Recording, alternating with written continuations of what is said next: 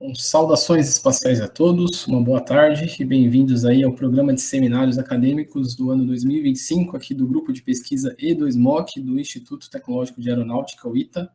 Primeiramente agradeço aí a participação de todos aqui nessa tarde de sexta-feira.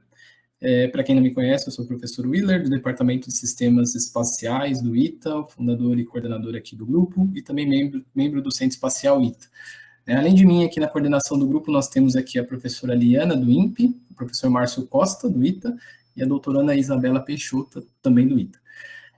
Bom, nossos seminários, eles têm o propósito de divulgar trabalhos realizados aí pelos membros do grupo e também de pesquisadores, né, e de outras instituições, tá? Como é o caso de hoje. Como a Isabela colocou aí no chat, né, nós temos alguns canais, tá, de divulgação das palestras. Nós temos o canal do YouTube, onde ficam gravadas as palestras, tá? Então, nós temos diversas palestras anteriores muito interessantes, até dos anos passados. Vocês podem conferir lá no nosso canal do YouTube, vale a pena conferir.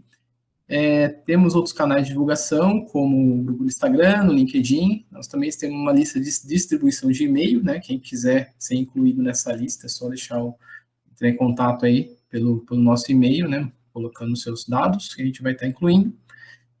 Bom, como é que funciona aqui, para quem não conhece, a dinâmica dos seminários, tá? Ela funciona da seguinte forma: nós temos aí uma apresentação, cerca de até 1 hora de apresentação, e depois, no segundo período, nós abrimos aí para perguntas e respostas. As perguntas ou comentários, né, eles podem ser feitos diretamente ao palestrante, é só clicar na mãozinha, que daí eu vou dar a palavra para quem quiser falar, ou se quiser também, se não tiver microfone, não, pode estar deixando a pergunta ou comentário no chat, que a gente vai estar lendo para o nosso palestrante, tá? Durante a apresentação, a gente pede que vocês mantenham o microfone desligado para estar não causando nenhum tipo de interferência e ruído, tá? A câmera fica a critério de cada um, se quiser deixar ligado ou desligado. Bom, para o seminário de hoje, nós temos aí o imenso prazer, tá, de estar recebendo, né, então, o doutor Éder Martioli, pesquisador titular aí no Laboratório Nacional de Astrofísica, o LNA, do MCTI. Ele vai nos presentear aí com a palestra intitulada Explorando os Exoplanetas com Trânsito por Meio de Múltiplas Técnicas Observacionais, tá? Então, o Éder é pesquisador titular do LNA, pesquisador associado no Instituto de Astrofísica de Paris e membro do corpo docente de pós-graduação em Astrofísica do INPE. É presidente do Comitê Nacional de Alocação de Tempo, NTAC, do Observatório Gemini, e astrônomo de suporte do Observatório do Pico dos Dias e do Escritório Nacional de Observatório Gemini no Brasil. Possui mestrado e doutorado em Astrofísica pelo INPE e é graduado em bacharel em Física pelo Instituto de Física de São Carlos, da Universidade de São Paulo, tendo concluído a sua graduação em 2003. Tem experiência na área de astronomia, ótica e infravermelha, com ênfase na detecção e caracterização de sistemas planetários e extrasolares. Éder, então, muitíssimo obrigado pelo seu tempo aí, de se aceitar dar uma palestra para a gente, falar um pouquinho do seu trabalho, tá bom? A gente é muito grato por isso, a gente sabe que é uma agenda muito corrida, muito apertada, mas muito obrigado. Então, fica à vontade aí quando quiser compartilhar sua tela e iniciar a apresentação para a gente. Obrigado. Deixa eu colocar a tela aqui para vocês. E vocês devem estar vendo agora o primeiro slide da palestra, certo? Sim. Ok. Bom, primeiramente eu queria agradecer ao professor Willer pelo convite, muito obrigado. Muito obrigado por dar essa oportunidade de compartilhar um pouco da pesquisa que é feita não só por mim, mas por diversos grupos que eu participo e pelo LNA. Queria agradecer também a presença de todos aí que estão dispondo do seu tempo para ver essa apresentação. Vamos lá, então. Sobre o que ela se trata, né? Essa apresentação ela se trata de um trabalho que eu venho desenvolvendo com outros grupos, né? Então, um trabalho de muitas mãos. Se vocês forem ver, tem diversos grupos, não só da parte científica, mas também da parte técnica. E esse trabalho em particular envolve, ou qualquer trabalho em exoplanetas, envolve muita observação utilizando tecnologias mais modernas, mais avançadas. Até porque o primeiro exoplaneta que foi descoberto foi em 1996, ou seja, a gente está completando agora cerca de 30 anos só, desde a observação do primeiro exoplaneta. Isso significa o quê? Significa que a gente, antes disso, não tinha tecnologia suficiente para fazer essas detecções. e só então que a gente começou a observar os primeiros exoplanetas. Vocês vão saber logo o que são esses exoplanetas. Bom, para começar a minha introdução, eu vou mostrar para vocês, é bom lembrar que a gente está num planeta, a gente vive em um planeta, o planeta Terra. E esse planeta Terra, que está mostrado aí na tela, né, a gente está mais ou menos numa região aqui, assim, no mapa, né, onde tem nessa parte escura, né, ela recebe sol, insolação em metade do hemisfério, e a outra metade está sempre na parte escura, e ela tem uma rotação, por isso que a gente tem dias e noites, e a nossa Terra está girando em torno do Sol. É um planeta com nuvens, né, um planeta tipo terrestre, telúrico, ou seja, a maior parte dele é formado de rocha, e ela tem uma camada fina, gasosa, que é a atmosfera do planeta, certo? Essas são as características do nosso planeta, da onde a gente vive, a nossa casa. Só que a gente não está sozinho aqui, né? Além do planeta Terra, que vocês estão vendo aqui, o sistema solar, que é o sistema que a gente chama de corpos que orbitam o Sol, né, que estão ligados gravitacionalmente à nossa estrela, o Sol, né, você tem primeiramente o Sol, que é o maior deles, né, o maior de todos os corpos, tanto em tamanho quanto em massa, e aqui você vê só uma beiradinha dele, né, se fosse continuar essa circunferência ia ser muito maior, mas essa circunferência está em escala com as circunferências dos planetas que vocês estão vendo aqui. Então aqui teria o planeta mais próximo, né, com uma órbita aí bem próxima do Sol, que é o planeta Mercúrio, depois vem Vênus, Terra, Marte, então esses são os 4 planetas telúricos, tem sua composição, a maior parte consiste em rocha, né, e depois vocês têm os planetas gigantes gasosos, né, que é o Júpiter, que é o maior de todos, tanto em massa quanto em tamanho também, depois Saturno, famoso pelos anéis, Urano, Netuno, e lá no final eu incluí ainda o planeta anão, Plutão. E aqui você tem uma escala, porque aqui a escala está só de tamanho, só para vocês terem uma ideia do tamanho dos planetas comparados uns aos outros. Mas, claro, eles estão a distâncias diferentes do Sol. Então, essas distâncias estão ilustradas aqui nessa figura abaixo, aqui que vocês veem as órbitas. Inclusive, algumas órbitas, como a de Plutão, por exemplo, é bem mais elíptica, né? Vamos lá. Mas, então, esse é o Sol. Além do Sol, se a gente olhar para o céu à noite, isso aqui é uma foto tirada lá no Cerro Pachón, no Chile. Esse aqui é o Observatório Gemini. Então, você vê aqui essa faixa luminosa no meio, né, que tem um nome, ela chama Via Láctea. Ela, na verdade, a gente só vê essa parte mais clara, assim, porque é uma concentração maior de estrelas. E, além dela, você vê todas essas estrelinhas que estão aqui no céu, né, nessa foto que foi tirada. Cada uma dessas estrelinhas é um outro Sol, como o nosso, né? Alguns mais quentes, outros mais frios, alguns maiores, outros menores, mas são basicamente estrelas. E em torno de cada uma dessas estrelas pode ter planetas como o nosso sistema solar.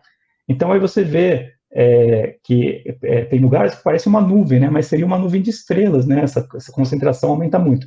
Existem cerca de 100 bilhões de estrelas só dentro da nossa galáxia. Mas a nossa galáxia não é a única, né? Ainda tem, por exemplo, essa é um exemplo, que é a galáxia regular mais próxima da nossa, que é a galáxia de Andrômeda, né, que tem 2 galáxias satélites, assim como a nossa, né?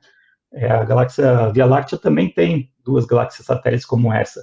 Mas vocês veem que essa estrutura, né, espiralada aqui acontece porque as estrelas estão girando em torno de um centro comum, né? Elas estão orbitando o centro da galáxia, mas elas se apresentam como uma nuvem também, de tantas estrelas que tem. E o que eu quero mostrar nessa imagem, na verdade, é que além das estrelas da nossa galáxia que a gente está vendo nessa foto aqui, né, todos esses pontinhos aqui que vocês estão vendo, essas estrelas mais próximas, umas mais distantes, que estão dentro da Via Láctea, você tem essa imensidão de estrelas também em outra galáxia. Então, você conta aí, né, as 100 bilhões que tem na nossa galáxia, mas vamos por aí umas 100 bilhões de estrelas também na galáxia Andrômeda. E quantas galáxias que existem, né, no universo?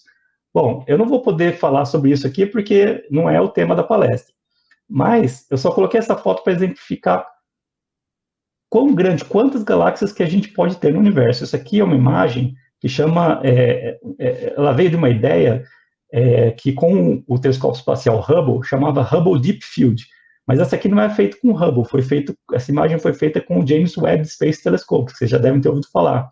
Ele tem uma abertura maior do que o Hubble e ele trabalha mais no infravermelho, então ele consegue enxergar até galáxias mais distantes. E ele fez uma imagem desse Deep Field também, que é um campo que você aparentemente não vê nenhuma galáxia com telescópios grandes da Terra. Mas quando você faz integrações super longas com esse telescópio espacial, você começa a ver, a desvendar, né, todas essas galáxias. Tudo que você está vendo aqui é galáxia. Então, se vocês contarem aqui, são centenas e centenas, milhares de galáxias, né? E é isso que acontece. O universo possui, para qualquer lugar que você apontar, você vai encontrar, em alguma distância, centenas de galáxias formadas por essas estrelas dentro dessas galáxias, que, por sua vez, devem ter seus sistemas planetários. É claro que, quanto mais longe, mais difícil fica da gente poder detectar um sistema planetário, por exemplo, em uma estrela individual numa galáxia muito distante. Então, a gente começa a estudar os mais próximos. E é isso que acontece, né? Então, vamos lá, o que são os exoplanetas, né? E por que eles são importantes? Então, a definição que eu coloco aqui para vocês, os exoplanetas são planetas localizados fora do sistema solar, ou seja, em outras estrelas. Eles contribuem para nosso entendimento de como os sistemas planetários se formam e evoluem, tá? Outra coisa importante dos sistemas planetários, dos exoplanetas ou sistemas exoplanetários, né, que eles são lugares intrigantes, lugares interessantes, onde química complexa e a física de forma única, né, acontece no universo. Por que isso? Porque, por exemplo, se você vai para o espaço, no espaço o ambiente é tão rarefeito, né, tem uma quantidade tão pequena de partículas que não tem tanta interação. Então você tem, normalmente, gases, né, os elementos não conseguem se aglomerar e formar moléculas, formar reações mais complexas. E no caso dos planetas, você consegue, em vamos dizer, uma bolha, né, um lugar fechado, né, um ambiente, onde essa pressão e essa temperatura são tais que você começa a ter química mais complexa. E por isso, por exemplo, que na Terra, né, você já vem logo à cabeça, né, na Terra tem vida, né, será que tem vida em outros planetas? Então, a gente, com certeza, não vai ter vida no espaço, vai ter vida, se a gente for procurar por vida como a nossa, né, como a que a gente conhece, em outros lugares do universo, a gente tem que procurar em outros planetas. Então, por isso tem esse interesse grande também na descoberta dos exoplanetas. E eles também são mensageiros, eles são sondas, lugares onde você tem um histórico de formação daquele sistema, tanto do sistema planetário como do sistema estelar. Eu vou abrir um parênteses aqui na minha apresentação, e eu vou pedir desculpa para vocês que eu coloquei o texto em inglês. Vocês vão falar, por que você está dando uma palestra em português com o texto em inglês? Porque essa palestra já foi dada em outros lugares, né? Eu apresentei ela em inglês, por isso que eu mantive os slides da forma original. Então, aí, os exoplanetas, né, voltando aí para o tema, eles são detectados, essa aqui, eu coloquei uma tabela para vocês, dos diversos modos, né, de detecção que você tem para poder observar os exoplanetas. Então, você vê que as pessoas têm que ser inventivas, elas têm que ser bem criativas para poder criar uma maneira de se detectar esses planetas em outras estrelas. A maioria delas são formas indiretas, ou seja, você mede alguma coisa que te diz que o planeta está lá. Eu vou falar algumas delas para vocês. Mas as estatísticas de hoje significam o seguinte: todos os exoplanetas conhecidos são 5.862, isso em dia 27 de março, há 2 dias atrás. Tá? E aqui a distribuição por método de detecção. Vamos lá, então. Eu não vou falar um por um, eu vou falar só os mais importantes. Tá? A astrometria é considerado um método importante porque ele é muito promissor. Pode ser que no futuro, quando a gente melhorar nossas técnicas, a gente vai detectar muitos planetas por esse método. Como que seria esse método? Quando o planeta gira em torno de uma estrela, na verdade, os dois, tanto a estrela como o planeta, giram em torno de um centro de massa comum. Só que esse centro de massa é deslocado, ele não é no centro da estrela, ele é deslocado. Então o planeta faz sua órbita que está quase que em torno da estrela, e a estrela faz sua órbita em torno do centro de massa, e você, como a gente não consegue enxergar a luz do planeta, porque ela é muito fraca, a luz do planeta comparado com a da estrela, normalmente a gente mede a luz da estrela, a gente teria que, no método da astrometria, medir astrometricamente, ou seja, a posição da estrela no céu, variando com o tempo. E você vê, ao invés dela ter só um movimento próprio, que já é comum de todas as estrelas, ela teria um espiralado que diz respeito à órbita que ela faz em torno do centro de massa. E dessa maneira você consegue detectar os exoplanetas. Mas você já pode imaginar que é muito difícil medir esses deslocamentos da estrela, que são ínfimos, né? São muito pequenos quando você está a uma distância muito grande da estrela. Bom, depois tem um método aqui que chama método de imagem. O método de imagem direta, esse sim, esse é o único método mais direto de detecção, que você faz uma imagem dos planetas, como essa imagem que vocês veem aqui. Só que essas imagens são muito difíceis. Por quê? Porque normalmente você tem uma estrela que ela é muito brilhante no centro. Então você tem que usar técnicas para suprimir a luz da estrela sem suprimir a luz dos planetas. Existem várias técnicas inteligentes, várias técnicas usando tecnologia, né, bem avançada, para fazer esse tipo de supressão. Você vê que normalmente, se a gente tivesse um telescópio comum, por exemplo, aqui no OPD, né, no sul de Minas Gerais, onde a gente tem o nosso observatório, a gente estaria observando essa estrela com um disco, assim, que você vê, não um disco mesmo, era só o borrão da estrela, né, que seria mais ou menos da dimensão dessa imagem toda. Então você não veria os planetas. Mas usando esse método de supressão, você consegue ver. E uma outra característica desse método é que os planetas detectados, eles sempre têm que ter um brilho muito alto, ou seja, eles são planetas jovens, planetas que... Essa técnica de microlentes eu também não vou explicar em detalhes, porque ela tem bastante... Seria uma outra palestra, tá? Eu posso até indicar uma pessoa boa para dar uma palestra para você sobre isso. Mas nesse método você usa basicamente um efeito chamado de microlente gravitacional, que é o efeito que a gravidade de estrelas, né, elas distorcem a luz, né? Elas atraem realmente a luz, né? Pela teoria da relatividade geral, e você tem intensificações dessa luz, né? Com essas estrelas no caminho funcionando como uma lente. E essas intensificações você consegue medir picos assim que diz respeito à presença de planetas. Mas são, como eu disse, né? Essa é uma outra técnica. Agora, uma técnica que a gente usa mais, e o que eu vou falar mais nessa apresentação, é essa técnica de velocidade radial. O que significa isso? A velocidade radial significa a velocidade na direção radial. Direção radial é a direção que liga o observador e a estrela, tá? Então, essa velocidade seria uma velocidade de aproximação e de afastamento. Ela é medida através de um efeito que chama efeito Doppler, na luz. Então, a gente mede a luz da estrela através do espectro da estrela, né? Linhas de absorção, e o fato dessa estrela, desse espectro se mover para o vermelho ou para o azul, significa que a estrela em si está se movendo para o vermelho ou para o azul. Então ela está tendo oscilações. E nessas oscilações a gente consegue medir a órbita dessa estrela em torno do centro de massa, da mesma forma que o método de astrometria. E essa é uma forma indireta, porque você está medindo a órbita da estrela em torno do centro de massa, só que ela só tem essa órbita devido a um planeta que está em torno dela. E dessa forma a gente consegue detectar e caracterizar o planeta em torno da estrela. Agora, a última técnica que eu vou falar aqui, e que também ela é a técnica mais importante, porque ela teve o maior número de detecções e ela trouxe informações físicas de mais relevância para os exoplanetas que a gente conhece hoje, é o método do trânsito. Só que esse método dos trânsitos eu não vou comentar aqui, eu vou comentar mais para frente, que vocês vão entender melhor com outro slide. Mas antes de entrar no método do trânsito, eu vou mostrar a distribuição desses exoplanetas por método de detecção. Então, vocês têm aqui um diagrama que mostra a massa do planeta aqui, e nesse outro eixo, o período orbital. Então, aqui está 1 dia, 10 dias, 100 dias. A Terra tem o quê? A Terra tem 365 dias de período orbital. Então, ela estaria por aqui, mais ou menos, e a massa da Terra estaria mais ou menos aqui, nessa linha aqui, onde vocês estão vendo pontilhada a primeira. Aqui seria a massa de Netuno e em cima a massa de Júpiter. Então, você vê que a distribuição dos planetas, né, ela é bem variada. E não tem tantos planetas ainda conhecidos com a massa da Terra. Por quê? Porque é muito difícil detectar planetas pequenos por esses métodos. Se vocês olharem aqui, não só a massa do planeta importa na detecção, mas importa também o período, né? Períodos mais longos são mais difíceis. E você quase que vê uma linha aqui, dividindo aqui, barrando os planetas. Não significa que não existem planetas populando essa região de parâmetros. Significa que nossos métodos não são sensíveis o suficiente para detectar planetas com períodos mais longos ou com massas menores, etc. Então, aí você vê que também cada método observacional tem um certo bias, né? Tem um certo viés.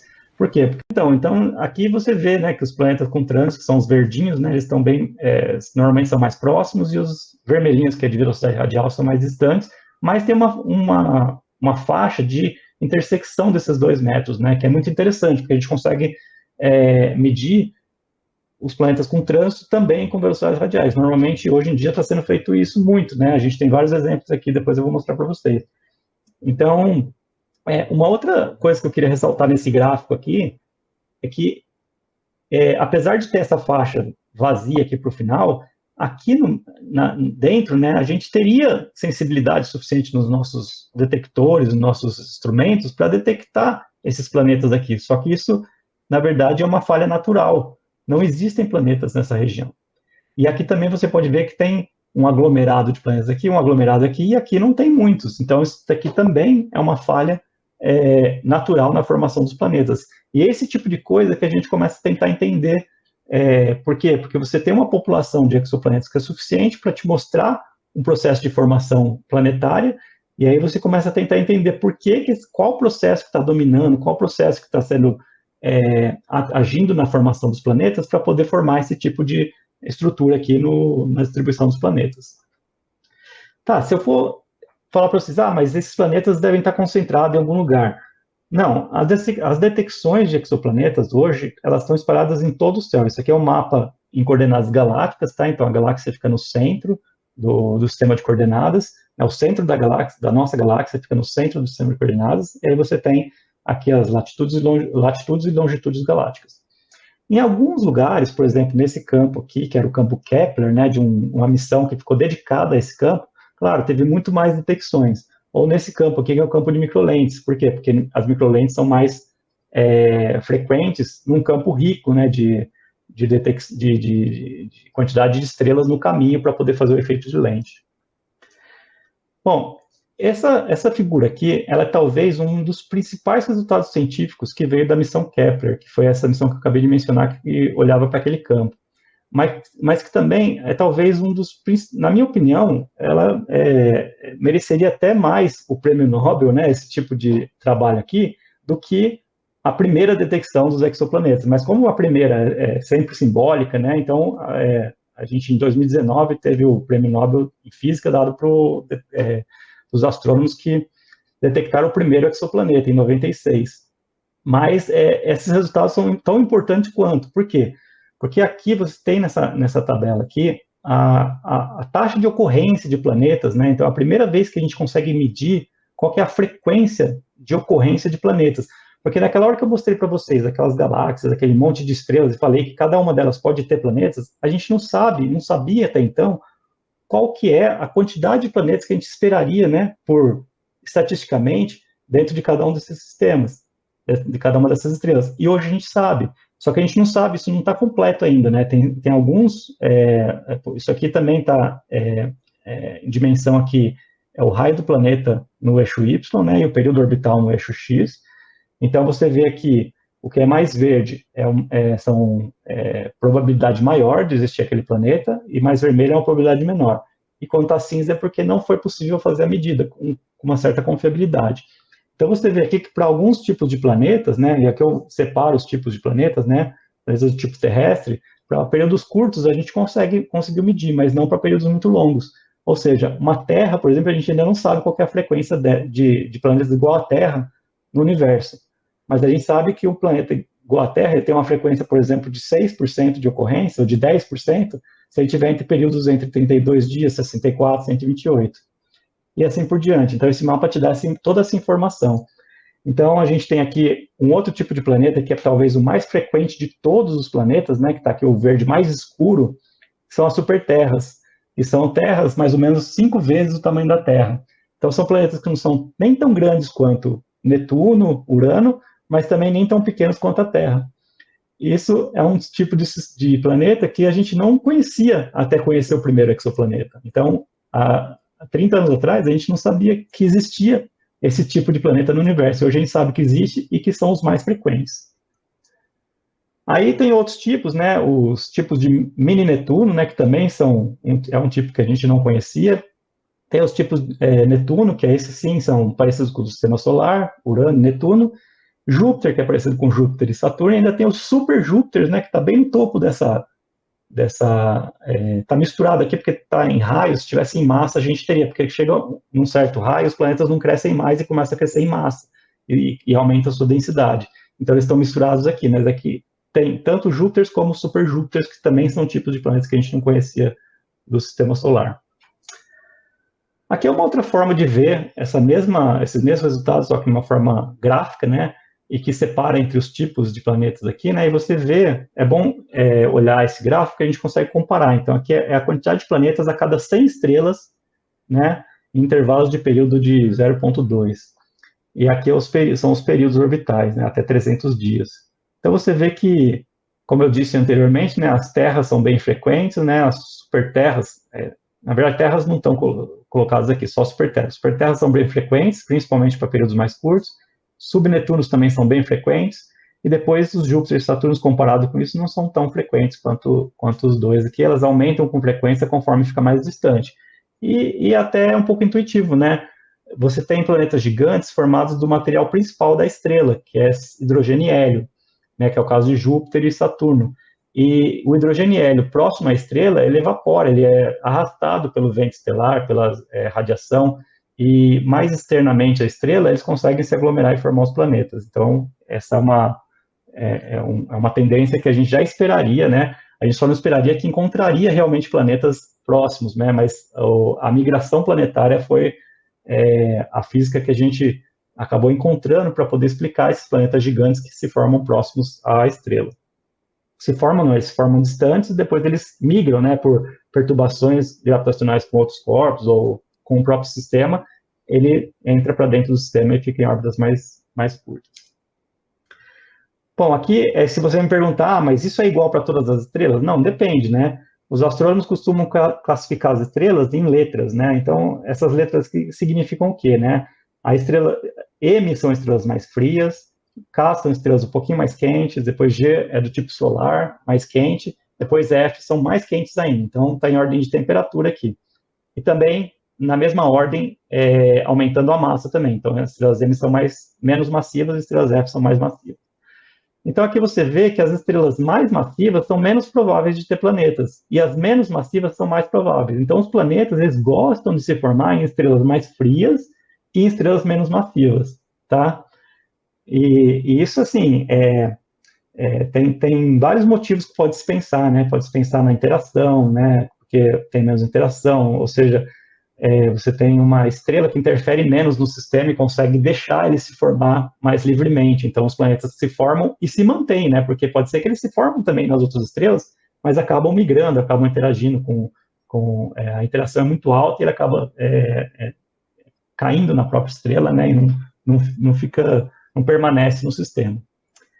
Então, aí outra pergunta que se faz, são tudo dados observacionais, tá? Então, são coisas que só foi possível responder depois que a gente começou a medir bastante exoplanetas. Então, uma pergunta que se faz é qual que é a ocorrência de planetas de acordo com a metalicidade. A metalicidade é uma medida que os astrônomos fazem da quantidade de materiais pesados comparado com o hidrogênio, por exemplo, que é o material mais leve que tem na estrela. Então, assim, quando você aumenta essa metalicidade, por exemplo, a fração de ferro com relação ao hidrogênio, você aumenta essa concentração de ferro, né? Você tem um aumento também bem significativo do número de planetas, da frequência de planetas. Isso significa que a metalicidade também é um fator que influencia na formação planetária.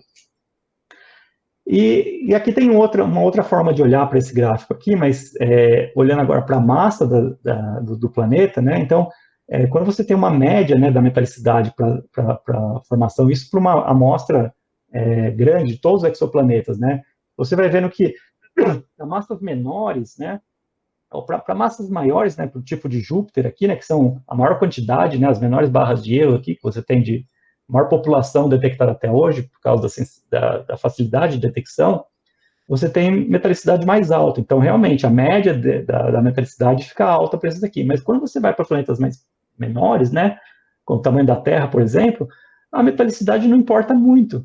Então, parece que é uma tendência aí de que planetas pequenos não precisam de um sistema de alta metalicidade para se formarem. Eles podem se formar, a princípio, em qualquer sistema, até com metalicidade mais baixa. Isso faz com que eles sejam muito mais frequentes, inclusive. Então, aquela frequência que a gente está medindo hoje de planetas pode ser até estar escondendo, né, seu topo do iceberg, que depois você teria uma quantidade muito maior, porque a gente simplesmente não tem capacidade de detectar esses planetas por enquanto, né? Por isso que a gente tem que trabalhar na tecnologia, nas observações, para poder melhorar essa capacidade de detecção. Aí só ressaltando, né, esse trecho onde tem massas menores. Bom, Aí falando um pouco das estruturas que a gente tem, então isso aqui é uma parte pequena daquele diagrama que tem o raio, e aqui tem, deixa eu voltar no slide, pronto. Aqui tem o raio, ó, o tamanho do planeta, e aqui nesse eixo tem a intensidade da estrela. Então essa intensidade da estrela varia com o período orbital, né? Quanto mais longe, menor é a intensidade da estrela, e também com a intensidade, a luminosidade intrínseca da estrela. Então, a luminosidade da estrela, então, nesse fator aqui entraria os dois parâmetros, tá? Tanto a temperatura, a intensidade que a estrela emite de luz, quanto a distância que os planetas estão dela. Mas o que significa isso aqui? Então, você consegue ver que nesse espaço curto de parâmetros aqui, a gente começa a ver uma segmentação de populações. Nessa segmentação, que também é vista nesse gráfico ao lado aqui, está mostrando a mesma coisa, né? Ela foi descoberta por esse autor Fulton em 2017, e é até chamado gap de Fulton.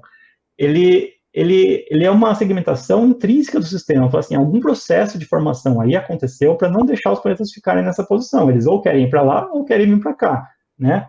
Isso normalmente está associado à radiação estelar e à estrutura física dos planetas. Os planetas têm uma composição química e física que eles suportam uma radiação até um certo ponto, depois não suportam mais, eles evaporam. Aí eles diminuem de tamanho e mudam de grupo, tá? Então é uma coisa baseada nisso. Então, quando você vai pôr essas teorias no papel e vai querer fazer um modelo para explicar isso, você coloca esses parâmetros e tem algumas hipóteses físicas, né? E aqui, por exemplo, nesse modelo, nesses dados, né, eles poderiam ser explicados por dois modelos. Um que é a perda atmosférica, como eu citei agora há pouco, e outro é por um disco pobre em gás, né? Um disco que tenha pouco gás e por isso que ele se formou. Então, medir essa divisão, saber onde está essa tendência, seria uma forma de você diferenciar entre dois modelos de formação planetária. Aqui é um outro exemplo, né? Eu já citei essa parte do diagrama aqui, que ela tem um nome, ela chama deserto dos Netunos, o deserto dos subjúpiters, né?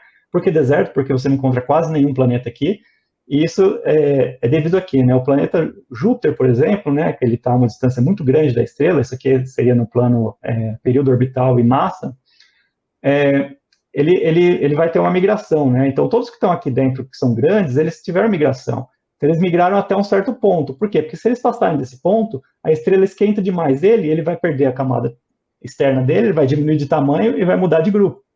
Então, eles não conseguem ficar nesse espaço. Então, planetas que estão realmente nesse espaço aqui, nesse deserto, são muito interessantes porque eles estão desafiando o que a maioria dos planetas demonstra para a gente. Então, a maioria dos planetas eles estão realmente nessa configuração, mas alguns deles estão perdidos aqui no deserto. E por que eles estão perdidos? São objetos que são muito interessantes.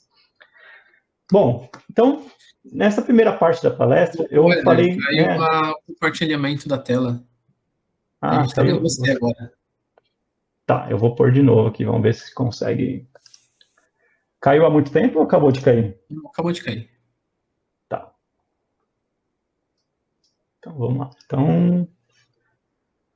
Tá vendo agora? Sim. Tá joia. Obrigado. Tá, então, quais foram as lições que a gente já aprendeu até agora, né? Não só essas, né? Muitas outras, mas eu coloquei algumas aqui só para fazer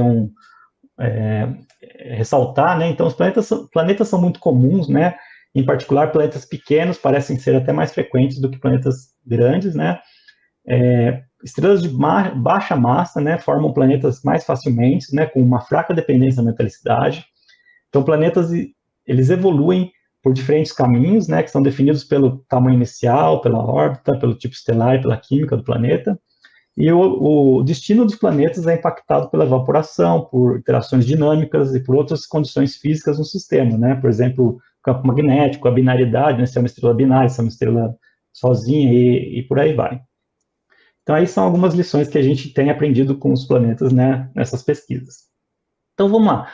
É importante também a gente não só detectar o planeta, mas caracterizar ele, saber informações físicas dele. Então, quanto melhor a gente caracterizar, mais a gente aprende sobre o sistema e mais a gente aprende sobre ciências planetárias.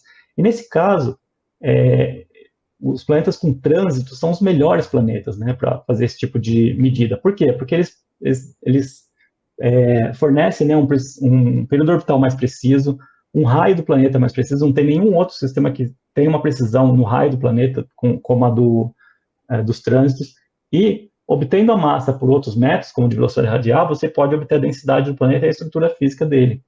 A excentricidade também, que vai junto com o período orbital, né? A densidade, isso aqui, o spin orbit, eu vou falar um pouco sobre isso, é o ângulo que a órbita do planeta, o plano da órbita faz com o plano, ou com o eixo de rotação da estrela. Porque você esperaria que todos os planetas girassem em torno da estrela junto com o eixo de rotação, porque eles se formaram juntos. Mas se eles têm uma divergência muito grande, significa que processos violentos ali naquele sistema aconteceram para poder tirar ele daquele plano. Isso que a gente consegue medir também com planetas com trânsitos. Então, a composição atmosférica também dá para medir com trânsitos, a estrutura física e a caracterização estelar também é melhorada quando você tem planetas com trânsito. Bom, o que são os trânsitos? Vamos lá. A gente tem trânsito no sistema solar também. Esse aqui é um trânsito que ocorreu no dia 5 de junho de 2012.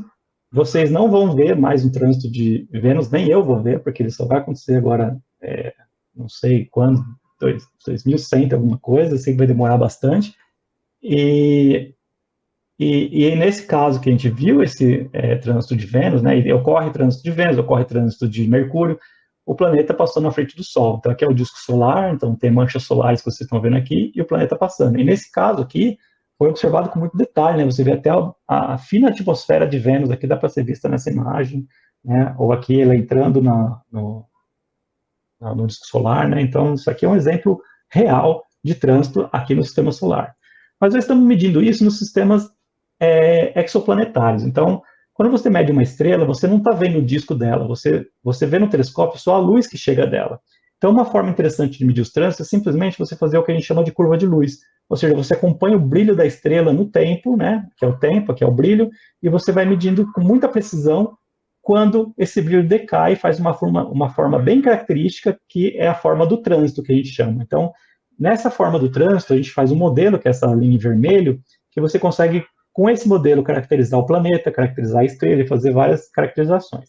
Bom, uma delas é que já vem logo de cara que a profundidade desse trânsito, ou seja, a diferença entre o mínimo e o máximo aqui, ela é proporcional à razão dos raios, né, a razão das áreas, na verdade, mas você coloca a razão dos raios ao quadrado. E isso faz com que a gente já tenha uma medida direta do raio do planeta. Por quê? Porque o raio da estrela a gente conhece por outros métodos, por exemplo, interferometria, que a gente consegue medir, ou por modelos estelares que são muito bem calibrados. Então, só com essa profundidade, se você for lá medir ali no telescópio, na hora que você acaba de medir o trânsito, você já consegue detectar qual que é o raio do planeta, sabendo qual que é o raio da estrela. Um outro fator que entra na conta aí é o parâmetro de impacto, porque nem todos os planetas estão transitando a estrela bem no centro, aqui, né? Aqui, na verdade, o observador está aqui, né? Está olhando. Aqui é o semi-eixo maior da órbita, ou a distância orbital do planeta ao centro da estrela, e aqui é o raio da estrela multiplicado por um fator. Então, quanto mais longe do centro da estrela ele está passando, maior é o que a gente chama do fator de impacto. E esse parâmetro de impacto, ele é dado pelo cosseno de I, que é a inclinação da órbita do planeta. Você já tem uma medida da inclinação da órbita vezes o semi-eixo maior. E aqui é como você vê na curva de luz. Então, naquela curva de luz que eu mostrei para vocês, vocês têm alterações, né, nela, dependendo do parâmetro de impacto. Tem um outro componente importante física aí, que é o que a gente chama de limb darkening, ou escurecimento de bordo. As estrelas, elas não têm iluminação constante, né, ao longo do disco estelar. Se você olhar mesmo para o Sol, né, ele tem um brilho maior no centro do que nas bordas. Essa diferença de brilho ela é chamada de escurecimento de bordo. E a gente pode modelar esse escurecimento de bordo por várias funções aqui, que eu coloquei vários exemplos para você, e cada uma delas vai te dar parâmetros, vai te dar informações físicas, né, que podem ser interpretadas de forma diferente. Né? E a gente usa muito esse pacote aqui do Batman para fazer esses ajustes de trânsito, incluindo essas funções de limb darkening. Bom, e a profundidade de trânsito relacionado com o tipo estelar? Quando tem uma estrela do tipo solar, né, que você está vendo o efeito do limb darkening nessas duas imagens, uma estrela do tipo solar ela tem o trânsito igual ao de Vênus, que vocês viram ali, né? Se você tivesse o mesmo planeta, por exemplo, Vênus, transitando uma estrela do tipo M, que ela é bem menor do que o Sol, você teria uma profundidade de trânsito maior. Então, só pela essa diferença de profundidade de trânsito, você também consegue determinar qual que é a sensibilidade, né, do método para aquele tipo de planeta. Por exemplo, o método de trânsito ele é mais sensível quando tem estrelas menores a planetas menores. Por quê? Porque você consegue detectar eles numa estrela do tipo M, mas não conseguiria no tipo solar, por exemplo. Né? Então, é por isso que existe uma força-tarefa aí de se buscar muitos planetas em torno de anões M, porque você consegue ir no espaço de parâmetros com planetas bem menores do que quando você procura no tipo solar. Uma outra coisa é que o tamanho isso aqui seriam os discos de trânsito, né, nos planetas em torno de uma estrela do tipo solar. Então você vê aqui que se você pegar um planeta com uma massa terrestre, né, e você for mudando a composição química, né, para várias composições diferentes, você vai mudando o tamanho desse planeta também. Agora, se você tiver um planeta de 5 massas terrestres, essa mudança varia de forma diferente. Então, o tamanho do planeta também vai determinar, né, e você tendo informação da massa, qual é a composição química dele. Isso eu vou mostrar alguns exemplos também nas nossas medidas. Então aí, a gente junta duas medidas, né, a medida do trânsito, por exemplo, que é esse aqui, o planeta está passando na frente da estrela, e a medida de velocidades radiais, que eu já expliquei anteriormente. E o mesmo sistema que está girando aqui, né, que tem um planeta girando em torno do centro de massa, a estrela também, você consegue caracterizar o sistema mais completamente quando você usa os dois métodos juntos.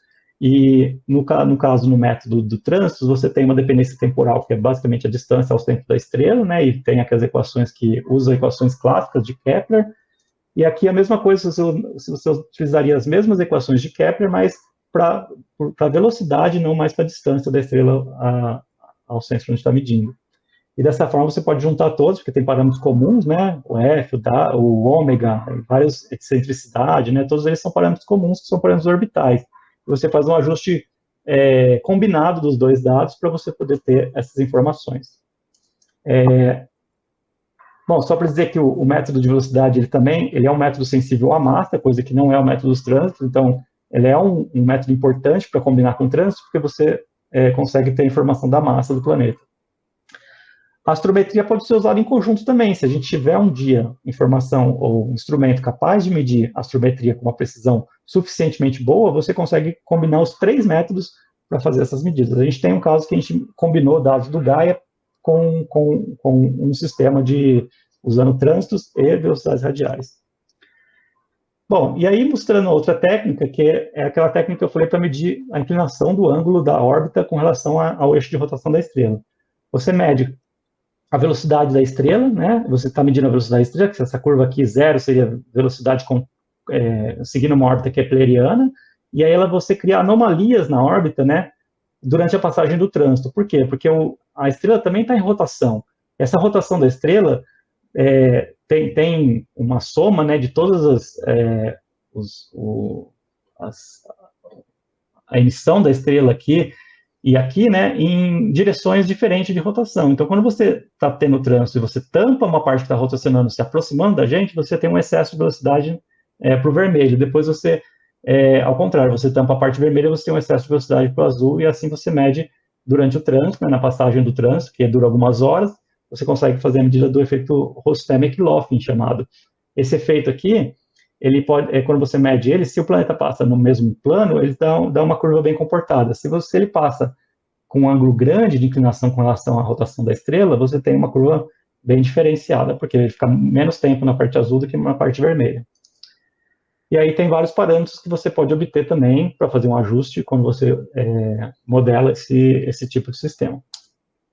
Bom, então, resumindo aqui as técnicas que a gente usa a técnica de fotometria, espectroscopia de alta resolução, astrometria, imagem de alto contraste, polarimetria e espectropolarimetria. Tudo isso com instrumentação que pode ser instrumentação de outros países, né, de outros parceiros, ou de telescópios espaciais, ou a própria instrumentação que o Brasil produz. Por exemplo, tem um instrumento aqui, Spark 4, que é um instrumento que a gente mesmo, o LNA, junto com o INPE, né? O INPE foi o que concebeu o instrumento, depois, juntamente com a LNA, a gente colocou ele em funcionamento, construímos e colocamos em funcionamento, um projeto que demorou mais de 10 anos para ser concluído.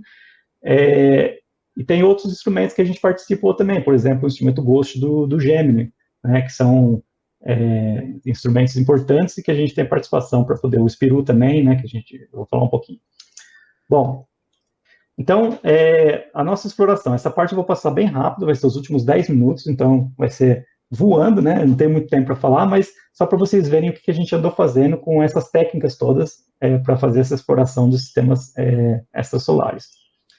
Então, a gente usa muito o satélite TESS, da NASA. Esse satélite TESS ele tem dados públicos, a gente pega os dados deles, são basicamente dados fotométricos, né? Eles usam é um satélite, vocês veem, que tem 4 câmeras de 10 centímetros de abertura, cada uma apontando para uma região do céu, vou mostrar no próximo slide. Aqui, cada uma dessas câmeras, uma câmera aponta aqui, a outra aqui, a outra aqui, a outra aqui. Então, faz uma fatia do céu para cada exposição. Você fica nessa fatia do céu durante um mês, 30 dias. Depois você passa para a próxima fatia, depois passa para a próxima, próxima. E aí você faz todo o levantamento do hemisfério sul. Eles começaram com o hemisfério norte primeiro, depois foi para o hemisfério... Não, ao contrário, começaram no hemisfério sul, depois foram para o norte. E aí faz a cobertura do céu inteiro, tendo séries temporais de pelo menos 30 minutos, 30 dias, né, de cada objeto que tiver dentro desses campos. Alguns campos se sobrepõem, então você acaba tendo 60 dias, né, alguns se sobrepõem mais, você acaba tendo anos, né, de cobertura. Isso depende muito do objeto que você está observando. No caso, a gente, logo no início da missão TESS, teve uma descoberta importante, que foi a descoberta do planeta Almik B. Almik é uma estrela jovem, muito jovem, de 20 milhões de anos, que se encontra na vizinhança solar, e é uma anã M, uma daquelas pequenininhas, daquelas menores, e mais frias do que o Sol. Tem 3.700 graus, enquanto o Sol tem 5.800. Então, aqui você vê metade da massa do Sol, né, o raio dela é 75% do Sol, e a idade dela é 22 milhões de anos, enquanto o Sol tem 5 bilhões de anos, né? Então, essas estrelas jovens, elas são muito ativas, tem muita coisa acontecendo lá. Mas nunca se tinha detectado um planeta, né, uma estrela tão próxima, tão jovem e tão fria. E, nesse caso, descobriram esse planeta Almik B, né? Essa estrela, inclusive, ela tem um disco também que já tinha sido detectado antes. E nosso trabalho detectou o segundo planeta em torno dessa estrela, né, utilizando os dados do TESS. Então, que você vê esses dados do TESS, a série temporal, né, que são a curva de luz, que tem a fotometria do TESS, então você vê esse padrão de oscilação aqui, é um padrão porque a estrela tem muitas manchas, então, conforme ela rotaciona, você tem uma modulação na fotometria, na luz da estrela, no brilho da estrela vai variando, né, com o mesmo período orbital, da rotação da estrela, que é aproximadamente 5 dias. E aqui eu fiz um zoom em uma das partes, né, você vê que tem várias excursões grandes, né, da fotometria, você vê que vários pontos, você tem o que se chama de flares, né, que você também tem no Sol. No Sol a gente vê flares, mas os flares no Sol não acontecem tão frequentes quanto esse aqui. Isso aqui a gente mediu um flare a cada 4 horas em Almik. Um flare desses grandes, né, então a estrela está explodindo o tempo todo. E no meio dessa bagunça toda, tem os trânsitos dos planetas. Então, o Almik B, que foi descoberto, foi um artigo na Nature, né, que descobriu esse planeta. E logo em seguida, a gente fez essas medidas, conseguimos medir novamente esse planeta com uma melhor precisão, planeta B, e o planeta C a gente descobriu que tem trânsitos, inclusive, no meio de flares como esse aqui, né, que é um flare bem intenso, mas a gente conseguiu descobrir e medir o trânsito dele. Esse mesmo sistema a gente também mediu com um telescópio CFHT, né, que é o Canada France Hawaii Telescope, que fica no Havaí. É um telescópio de 3,6 metros, vocês estão vendo o prédio dele aqui. Tem um instrumento que chama Spiru, então ele tá acoplado no telescópio. Aqui é a base, onde está a base do espelho do telescópio, e aqui tem o foco Cassegrain do telescópio, coletando as imagens, né, e coloca a luz dessas imagens, né, ela vai para uma fibra ótica que vai lá para baixo e vai ser alimentada, né, que vocês estão vendo a fibra descendo aqui, e ela entra para dentro dessa câmera criogênica que está trabalhando aí a cerca de menos 170 graus, e em vácuo, né, e tem um detector infravermelho lá dentro, junto com um espectrógrafo de alta resolução infravermelho. Então, tudo isso está sendo feito lá dentro para fazer essas medidas bem precisas, né, então ela faz tanto velocimetria quanto espectropolarimetria de estrelas. Então, aqui são os dados típicos que a gente vê desse instrumento, né, o Spiru, então são espectros Echelle, você vê várias bandas de absorção da estrela aqui, né, em vários comprimentos de onda, a gente faz uma redução onde você tem um espectro final aqui, que são essas bandas telúricas, né, que é daqui da Terra, mas você também tem as bandas de absorção da estrela, e através disso você consegue medir, né, a velocidade da estrela através de uma referência absoluta para para a distância que a movimentação que essas raias elas fazem no espectro. Quando a gente faz essas medidas, por exemplo, no trânsito de Almec B, a gente mediu o efeito Rosset-McLaughlin, aquele que eu falei para vocês, e a gente mediu que esse sistema tem uma inclinação praticamente zero, ele é alinhado. Isso significa que mesmo um sistema tão jovem quanto a Almec, você já tem um alinhamento dos planetas com relação ao disco, mostrando, na verdade, reafirmando o que a gente já esperava, né, que os planetas se formam no mesmo plano do disco de rotação da estrela. Aqui tem medidas de polarimetria, mostrando como que a gente mede o campo magnético da estrela. Então, se não existisse campo magnético, isso aqui é o perfil de linha, né? Então, uma linha de absorção representada aí por milhares de linhas em uma só. E essa aqui são essas mesmas milhares de linhas, mas mostrando o perfil de polarização, que você vê que a polarização, ela cria um padrão como esse aqui, que demonstra que tem campo magnético na estrela. Se não tivesse campo magnético, seria um plano isso aqui. E a gente mede esse campo magnético ao longo do tempo e vê que ele decai, né? Então, essas manchas, elas têm campo magnético, e conforme a estrela rotaciona, muda esse campo magnético com o tempo. A gente mediu essa estrela também, Almec, não só num trânsito, mas em vários meses de observação, né? Onde você vê aqui, onde a gente detectou a velocidade da estrela relacionada à órbita do planeta. Então, você vê aqui essa órbita. Isso permitiu medir a massa e a densidade do planeta. Isso foi feito com os 2 planetas de Almec e também com o terceiro planeta que foi detectado marginalmente. Então, esse planeta ainda não foi confirmado, mas ele não tem trânsito. Então, os 2 planetas com trânsito, a gente sabe que colocando num plano de raio e massa, a gente consegue determinar, através dessas curvas aqui, qual que é a possível composição química deles, né? Você vê que os 2 são planetas gigantes, gasosos, mas um deles com um pouco mais de materiais pesados do que o outro. Aqui eu vou passar reto nesse aqui, que a gente usou a mesma técnica, mas é um sistema diferente, né? Então a gente também fez polarimetria, né? Detectou campo magnético, e no final a gente viu que esse planeta também é um planeta gigante gasoso, né? Que encontra-se na região mais de predominantemente gás, hidrogênio e hélio na composição química. Um dos planetas que a gente detectou também, ele é chamado de Keystone Planet porque ele está bem naquele gap que a gente... Lembra que eu falei para vocês que tem 2 modelos competindo, né, de formação, e ele está bem naquele meio. Então, né, ele é Keystone porque ele está dando informação sobre... Está bem na região crítica do gap dos planetas. Esse outro planeta que é super interessante também, ele é mais frio do que... Mais frio não, mais... é menor do que os outros, ele tem 4 massas terrestres, né, com apenas quase um raio e meio terrestre, numa órbita de 11 dias em torno dessa anã vermelha, né. Ele não está na zona habitável, a zona habitável da estrela também está mais distante, então ele é muito quente para ser habitado, mas se você colocar ele nesse mesmo gráfico, raio-massa, né, que obtido pela densidade, ele está bem aqui numa região quase centralizado, uma região onde ele começa a ter uma composição rochosa muito significativa, só que uma fração de água muito grande. Ele é um dos principais candidatos hoje para ser um planeta desse tipo aqui. É o que eles chamam de Ocean World, né? Ou seja, um planeta totalmente formado por água. A superfície inteira do planeta é por água. Isso seria muito interessante se a gente detectasse. Por isso, ele também é um dos objetos principais para ser observado no James Webb, para tentar medir a composição química da atmosfera, para ver se tem realmente essa quantidade de água que se espera lá nesse planeta. Tá, agora eu vou passar até mais rápido, porque a gente já está no fim do tempo.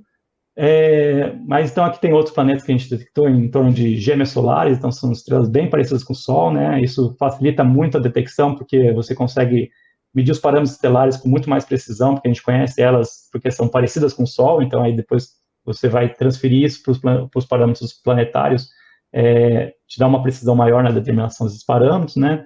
Então nesse sistema aqui, que é um sistema, a gente descobriu que ele era um sistema binário, né? Tinha uma estrela, eram 2 estrelas ao invés de uma, e no entorno do sistema binário tinha os 2 planetas detectados um planeta detectado pelo TESS, mas também um outro planeta gigante, né, que inclusive encontra-se se você vê aqui esse gráfico de insolação aqui, com respeito à temperatura da estrela, ele está muito próximo do que a Terra está do Sol. Então, esse planeta é gigante, ele tem 8, 9 massas de Júpiter, ele está quase que na mesma posição que tem a mesma instalação da Terra, ou seja, está na zona habitável da estrela, só que ele é muito grande, né, para ser um planeta habitado. Provavelmente só vai ter chance de ter vida lá se tiver luas do tamanho da Terra, porque ele é um planeta super gigante, quase uma estrela.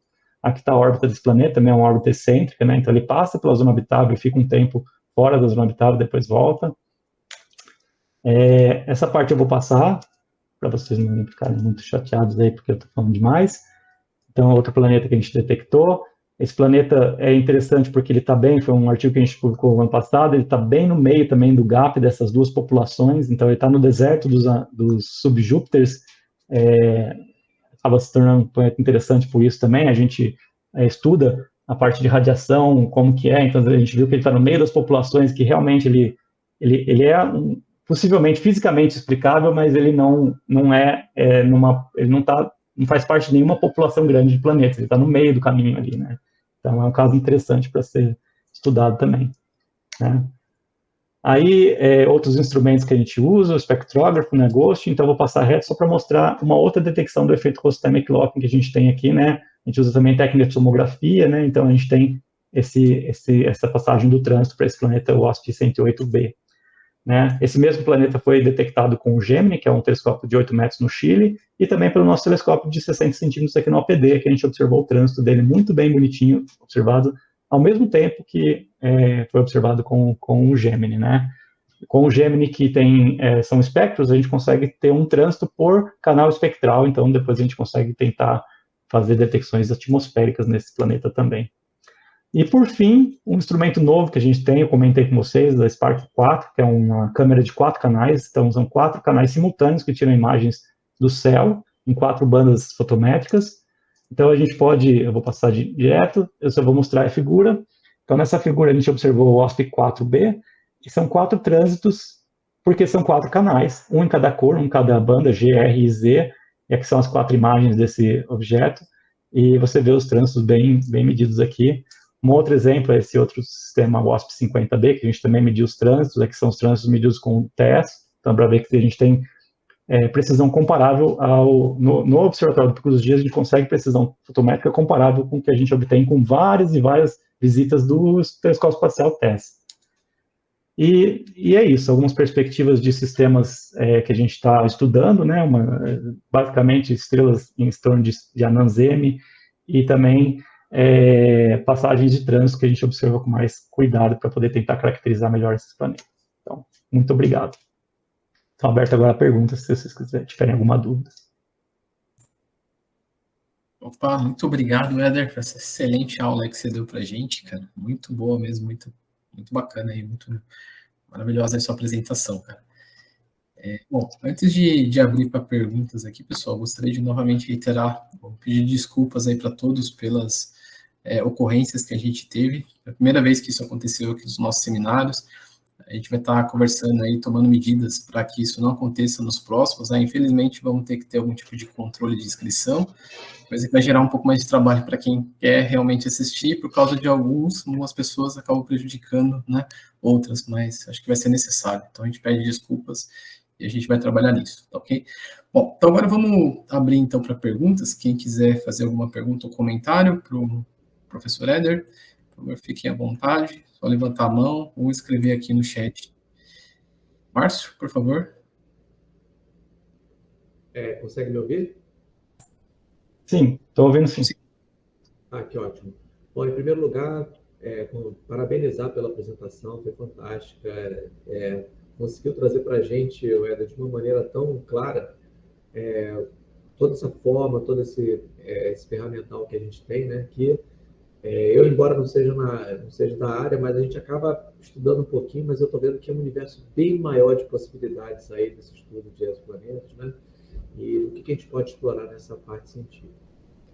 Como professor, eu tenho uma pergunta para você, que não é nem no aspecto tanto técnico, mas pensando nos nossos alunos.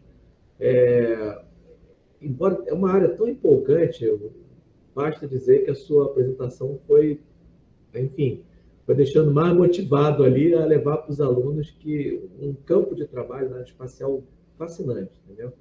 Como é que você, se você tivesse que falar para os nossos alunos, como é que você vê o campo de trabalho, as perspectivas, Como é que nossos alunos de graduação aqui no IU, ou aqueles que estão participando também, que têm interesse em trabalhar nessa área, o que é mais interessante se explorar? Aqui temos várias metodologias, ferramentas de observação, né?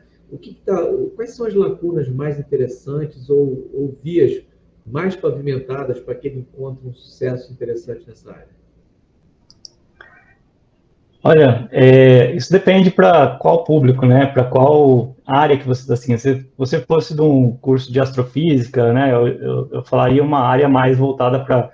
Falaria, todos esses tópicos que eu mostrei no começo da apresentação são realmente tópicos em aberto, né? Então a gente não sabe muito de exoplanetas. Assim, a gente está aprendendo, está no começo, está florescendo essas ideias agora, né? Então, qualquer um que fosse trabalhar nessa área, com certeza ia ter espaço, né? Acho que o mundo inteiro está ligado nisso, todos os países, você vê, tem pesquisa em exoplanetas hoje em dia, virou até uma área isolada da astronomia, isolada não, mas focada, né? Ele está no Decadal Survey dos Estados Unidos como os principais, já estava no passado e agora está nesse próximo também, como das prioridades científicas de ciência deles, né? Que reflete muito o que a comunidade internacional também tem como prioridade. Então, são áreas assim que antigamente, na minha época, né, até meu orientador está aqui, o Chico, ele levantou a mão, daqui a pouco ele vai falar, era muito difícil você começar nessa área, porque não tinha muito o que fazer, não tinha muito para onde explorar, porque estava muito começando ainda. Hoje não, hoje é uma área consolidada, então já tem muita coisa. Então,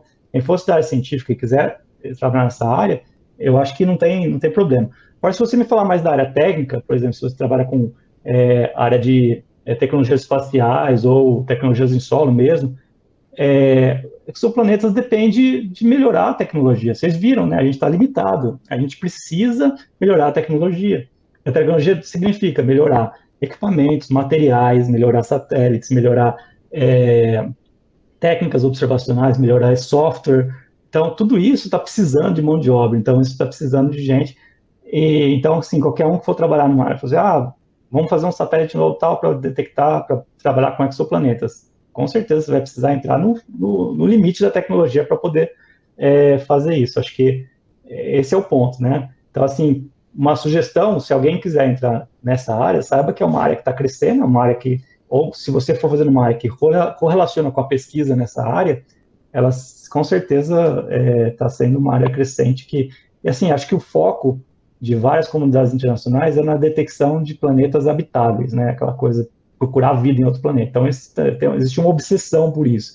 Nessa busca, você aprende um monte de coisa, né? Você está aprendendo a observar melhor, a tirar imagens melhores, a suprimir a estrela para ver o que tem em volta. Aí, em volta da estrela, você não encontra só planeta, você encontra discos, você encontra asteroides, cometas, você encontra um monte de coisa, você está aprendendo um monte de coisa. Mas, no fim das contas, a busca parece que é essa, né? É achar vida em outro planeta. No dia que achar, eles vão parar de fazer. Ou vão querer achar estatística de vida, não sei o que vai acontecer. Mas, enfim, espero ter respondido a pergunta. Não sei, é complicado, porque depende da plateia mesmo, depende quais são as ambições, para que área que a pessoa está indo mais procurando, né? Fantástico. Eu já resumiria a sua colocação com astrofísico, eu poderia utilizar os recursos que eu tenho, mas para o nosso pessoal aqui, por exemplo, da engenharia, tem muito campo para desenvolver, tecnologias para a gente trabalhar, então, fantástico. Realmente tem um farto aí para a gente trabalhar. Parabéns, obrigado aí pela apresentação e pela presença, tá bom? Obrigado, Márcio, pela participação. Vamos seguir na ordem aqui, quem levantou primeiro. Bruno Fernandes, por favor, faça a sua pergunta aí, professor Éder. Oi, boa tarde a todos. Boa tarde, professor Éder. Boa tarde, Primeiro, Bruno. quero comentar sobre qualidade da sua pedagogia. Eu achei a apresentação muito pedagogicamente completa. Eu gostei muito da forma como você apresentou, começando desde a base e subindo os degraus, conforme foi necessário. Devo dizer que eu tive uma nostalgia de quando eu tinha 8 anos lendo livro de astronomia, começando assim a maravilhar, sabe? Então, eu achei muito legal a forma como você foi desenvolvendo a apresentação.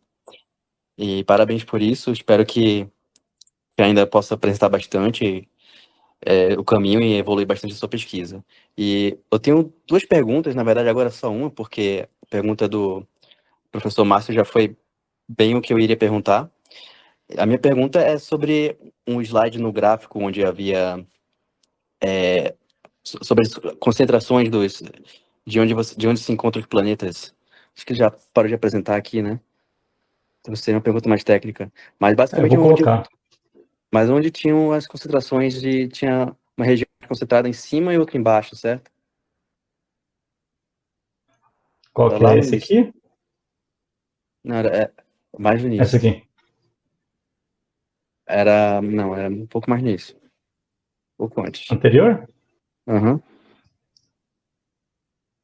Ah, um desses? Então, não, era depois, então. Então era depois, desculpa. Tá. Talvez assim. Ou Não, aqui? aí. Então a gente consegue ver duas Ah, manchas. E então tem. se aumenta que tem duas concentrações aí que são onde a natureza prefere, certo? Que Uhum. encontra exoplanetas. Mas entre essas duas faixas ainda tem uma região um pouco mais escura entre elas. E ainda não quer dizer que não existam planetas nessa região intermediária entre a entre, entre a é, você não lembra o termo que o senhor utilizou, mas que forma esse gap, mas mesmo assim ainda existem planetas aí, apesar de menos, que Sim. poderia que poderia explicar que ainda existem planetas aí, porém tão menos do que em cima e embaixo no gráfico. Sim, sim, com certeza, né? Você vê que o número de planetas por estrela aqui não é zero, né? Ele é 4%. E aqui já sobra 8%, aqui 10%. Agora, por que que tem esse gap, né? Essa é a pergunta. Por que que não é plano isso daqui? Porque a distribuição não é plano ou algum pico em algum lugar só? Por que que é bimodal? Acho que essa que é a grande pergunta aqui, né? E bom, não sei se isso responde a sua pergunta ou se tem algum outro Ainda está comentário. ainda tá em aberto, né? Mas mesmo assim É, parece que são áreas de concentração, não quer dizer que não existam, mas eu acho sim, com interessante isso. certeza, com certeza. Bom, essa era a minha pergunta. Muito obrigado. Tá. E com relação ao seu comentário de que você se lembrou quando você tinha 8 anos, eu acho que todo mundo, ninguém pode perder esse sentimento de 8 anos quando você faz ciência, né? Acho que esse é uma outra dica que eu dou para quem está começando agora, né? Você tem aquela vontade intrínseca ali, né? Você nunca pode perder aquilo, porque é aquilo que te motiva todo dia a fazer um trabalho que às vezes é muito difícil, muito complicado, né? Você está mexendo com software, você mexe com burocracia, às vezes você mexe com pessoas, né? Então aí você vê o que está te motivando. É aquele pensamento que você tinha com 8 anos, que você não se preocupava com nada, né? Meu filho tem quase 8 anos, eu penso nisso. Então acho que vocês têm que ter esse pensamento sempre.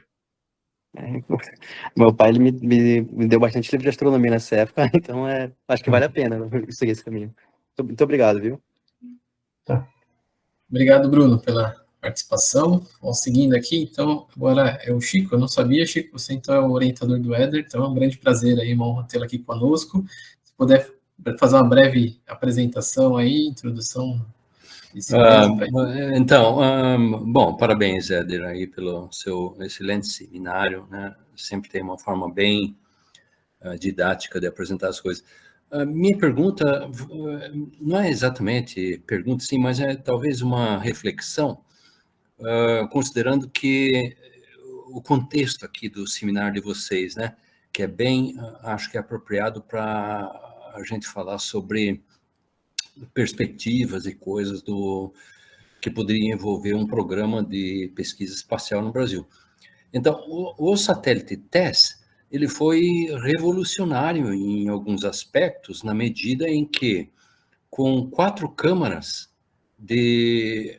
assim, o diâmetro é 10 centímetros, né? A objetiva de cada uma delas.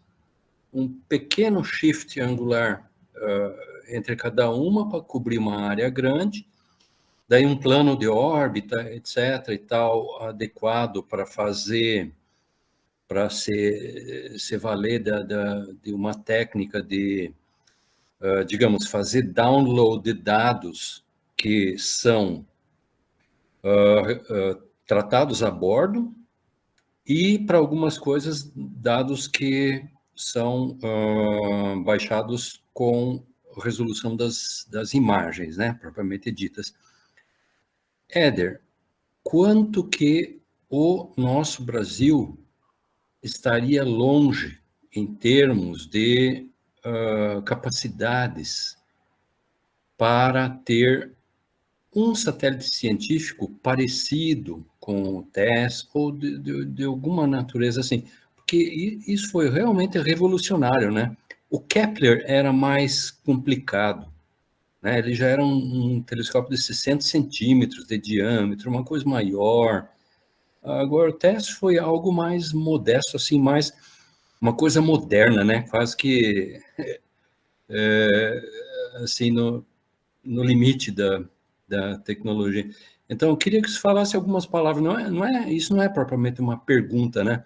Mas eu acho que é bem legal, assim, para a gente refletir nesse contexto, quanto que o Brasil estaria distante de ter alguma coisa parecida com isso.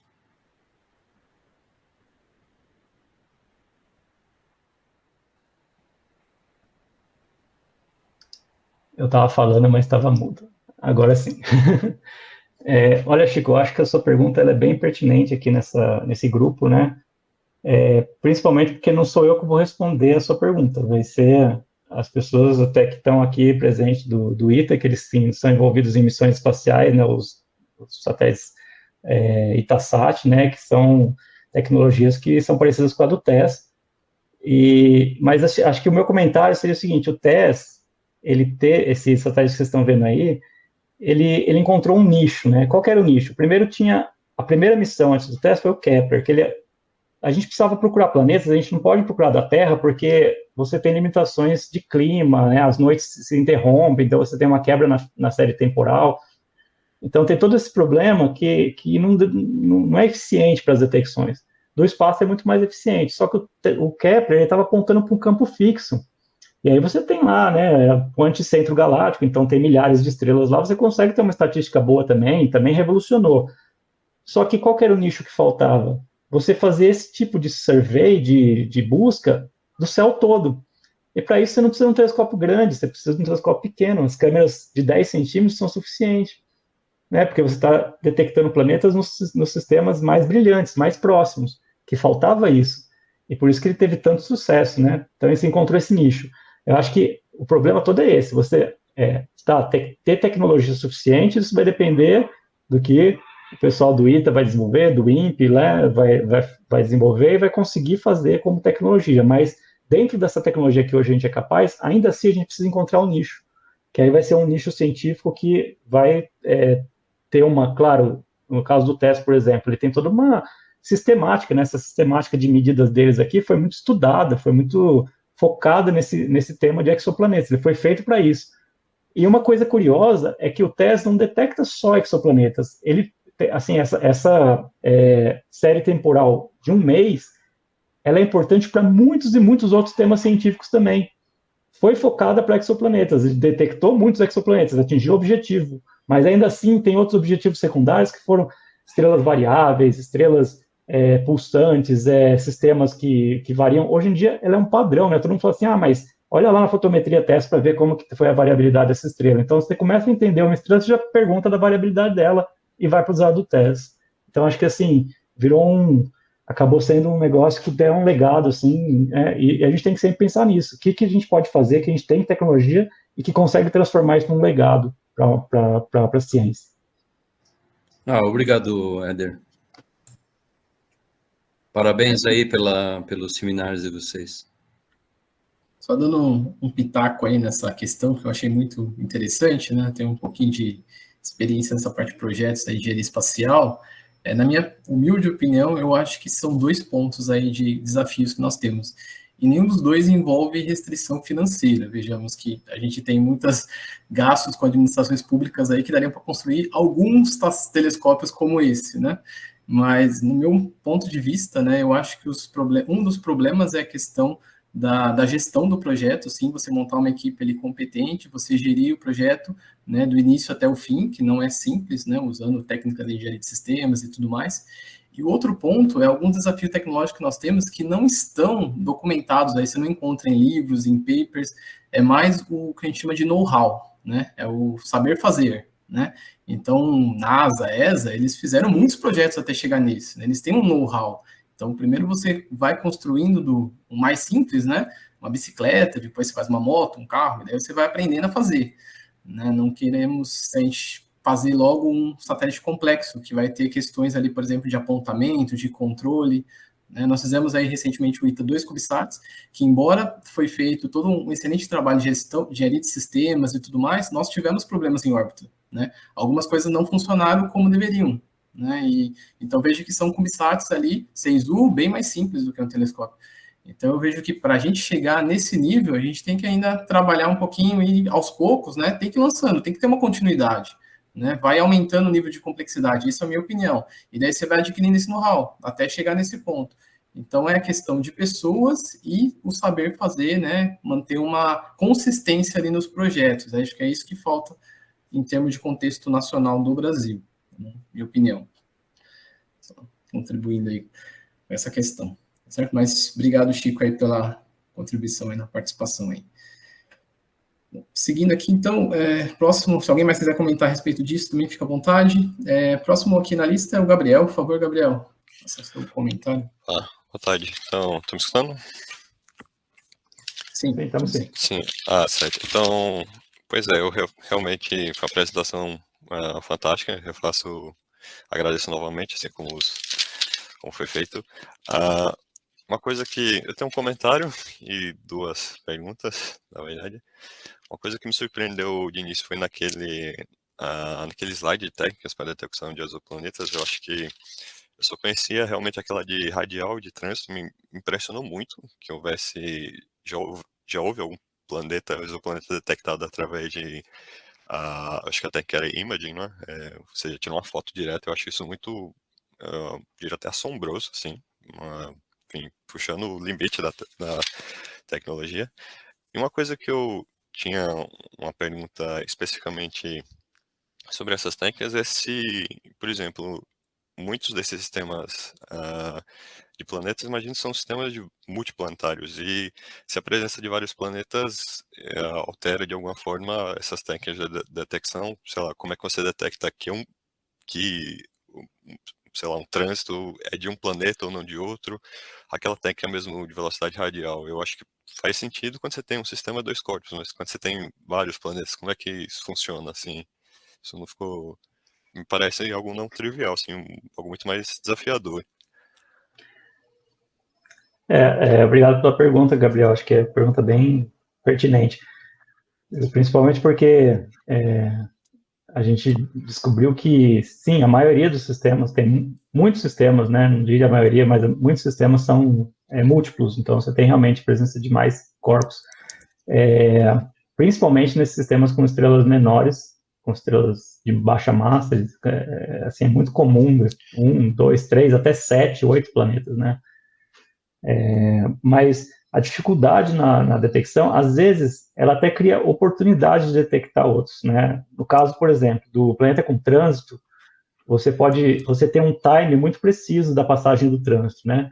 E se a órbita for só um corpo, pelo menos não tiver uma perturbação tão grande naquele corpo ali, ele vai passar sempre com o timing correto, certo? Se você tiver uma precisão, a gente tem precisão, às vezes, de frações de segundos para medir o time da passagem do planeta. É uma das linhas de pesquisa nossa. E aí, quando você começa a acompanhar esse time do trânsito ao longo do tempo e ter oscilações, você pode detectar um outro planeta em órbita mais longe, mais próxima, né? Porque aquele time dele vai estar modulado também pela órbita do outro planeta, né? Então, tem casos assim, então a presença, o fato de você detectar você consegue ter mais chance de detectar os outros, né? Porque o outro nunca teria sido detectado se não tivesse esse reloginho ali, esse time para poder medir. Mas, um caso específico das velocidades radiais, a gente tem casos, né? Acho que eu mostrei um caso até do TOI 1736. Deixa eu pegar aqui nos slides para mostrar, fica melhor, né? TOI 1736, esse aqui, ó. Então, aqui, né, você tem você está vendo, né? Então você tem uma oscilação de período mais curto, né? Que é um período de 7 dias, e você tem uma oscilação mais longa, que é o período de 570 dias. Então você precisa de anos, né? Isso aqui foram 3 anos de observação lá no telescópio lá na França, no sul da França, que a gente observou, e fez você mediu esse comportamento. Então, claramente dá para separar as duas componentes, mas algumas componentes não são tão bem separadas, né? Como é o caso aqui desse aqui, ó. Bom, esse aqui, na verdade, está medindo a atividade estelar junto com o planeta, mas ainda tem, nesse caso aqui, você tem a atividade, você tem o planeta B e o planeta C. Então, são realmente harmônicos, né, dessa série aqui, e que só com muitas medidas que você consegue. Quando a gente faz um espectro de potência dessas séries aqui, você vai ver claramente um pico na órbita de um planeta e o pico na órbita de outro. Então, é dessa forma que a gente costuma detectar. Não tem detalhes aí, né, que não vai ser exatamente aquela transformada de Fourier padrão, porque a transformada de Fourier ela não considera excentricidade, ela tem alguns detalhes aí, ela precisa de amostragem contínua, mas a gente faz uma série de Fourier mais apropriada para o problema, para poder ter esse espectro de potência e conseguir detectar várias componentes. Às vezes alguma componente é realmente um planeta adicional, às vezes essas componentes enganam um pouco, elas podem ser a rotação da estrela, pode ser um outro efeito periódico dentro do sistema que a gente tem que estudar. Certo, obrigado pela resposta. Outra curiosidade, outra pergunta, na verdade, foi uma coisa que eu achei bem interessante, foi a quantidade de dados que você consegue extrair dos planetas. Eu achei até curioso, eu acho que era o do spin, não é? Do ângulo de spin, o ângulo entre o eixo de rotação com a órbita. Hoje, o estado da arte já permite chegar alguma composição assim, da atmosfera, já permite dar uma visão disso assim, ter uma ideia do conteúdo dos elementos químicos na atmosfera, por exemplo? Tá, permite sim. Essa figura é boa para explicar isso. O planeta com trânsito, ele tem... lembra aquele trânsito que eu mostrei de Vênus, né? Que ele tem aquela fina atmosfera assim, sendo iluminada pela estrela, e ela... Acho que eu vou direto para o trânsito de Vênus, que acho que é melhor. Esse aqui, ó. Então você vê aqui que a atmosfera é fininha, mas tem a luz da estrela que passa por dentro da atmosfera. Quando você faz um espectro, ou uma série temporal de espectros, né, de alta resolução, você vai vendo só o espectro da estrela, só o espectro da estrela. Quando o planeta entra na frente, você começa a ver absorções da atmosfera do planeta. E assim você consegue detectar a atmosfera e a composição química do planeta. Parece simples falando, mas é um dos desafios hoje em dia. Já tem várias detecções, inclusive com esse instrumento aqui, com o Spiru, que eu vou colocar aqui para vocês. Esse cara aqui, né? Ele tem várias detecções, porque ele está no infravermelho. O infravermelho tem muitas moléculas da composição química do planeta. Então, você mede a presença de água, dióxido de carbono, monóxido de carbono, amônia.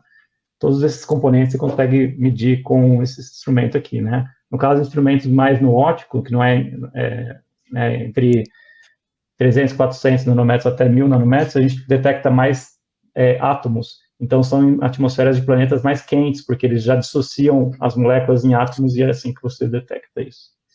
Mas tem sim, tem vários trabalhos nisso. É um trabalho bem interessante acho que é uma área quente hoje em dia Entendi, obrigado. Assim, só um comentário final, eu acho que é um avanço impressionante no campo. Eu acho que o primeiro exoplano foi em 1996, né? E eu acho que também, de certa forma, isso abre a possibilidade de que nós também, assim, quer dizer, a gente se vê como sujeito, mas acho possível também que outra civilização já tenha achado a Terra também, né? E eu acho que existe essa possibilidade, inclusive... eu falei isso de atmosfera porque, por exemplo, não sei se faz sentido o que eu vou falar aqui, mas não sei se a concentração de dióxido de carbono na atmosfera tem aumentado nos últimos tempos, né? Então imagina que, por exemplo, se a Terra fosse observada de muito longe, a 100 anos-luz, poderia ser possível que uma civilização observasse que um planeta, sei lá, está tendo aumento de CO2, isso poderia, não sei, enfim, bem interessante isso. Pode ser um método de detecção de vida, né?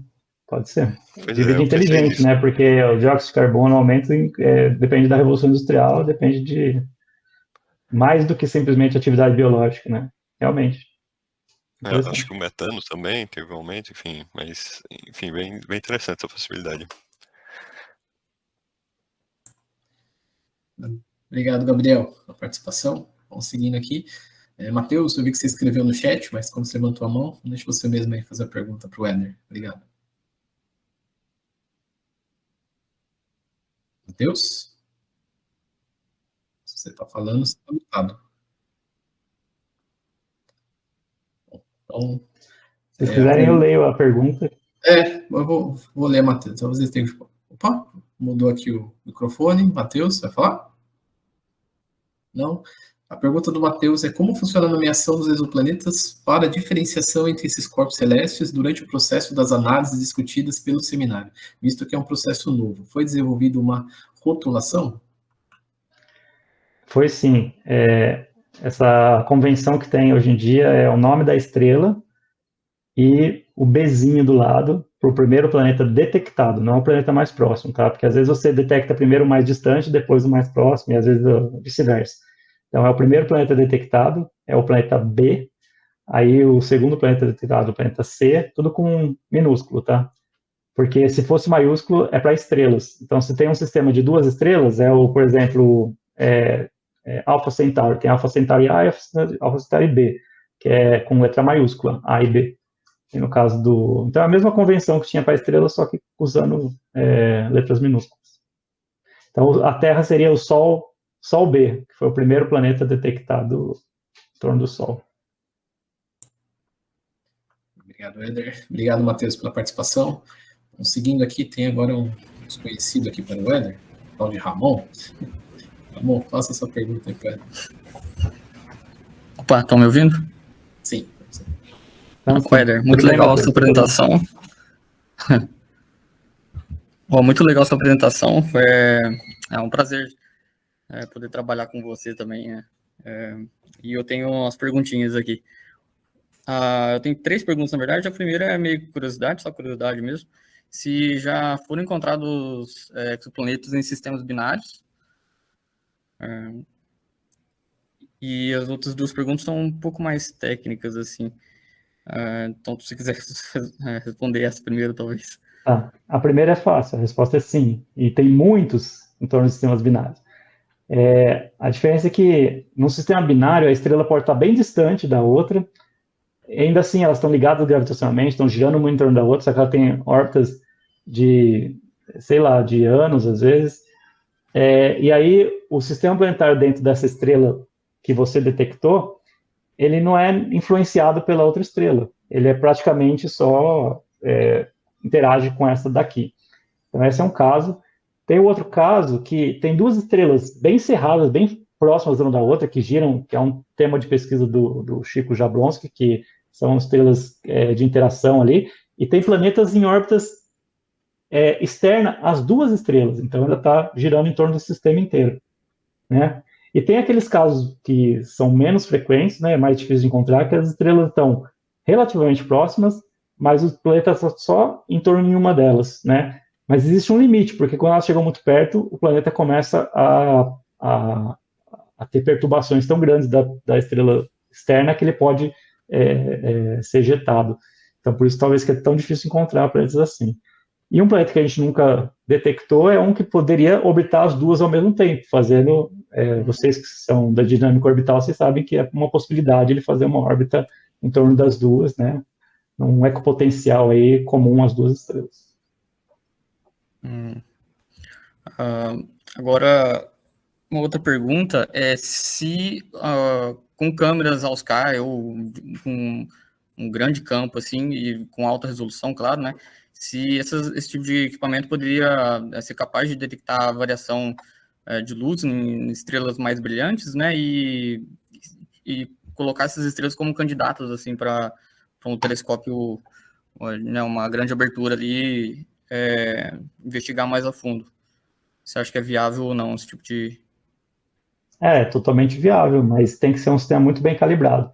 Tudo depende do quanto você consegue calibrar o seu sistema, né, e como que ele vai Porque para você medir a variação fotométrica dele ao longo do tempo, você precisa ter essa medida da luz muito precisa, muito controlada, né? E vários fatores alteram essa. Então, de repente, para um sistema que nem o Mao Sky, ela pode não ter a qualidade suficiente, a calibração suficiente para você conseguir detectar a variabilidade, por exemplo, de um trânsito, que é menos que 1% do brilho da estrela.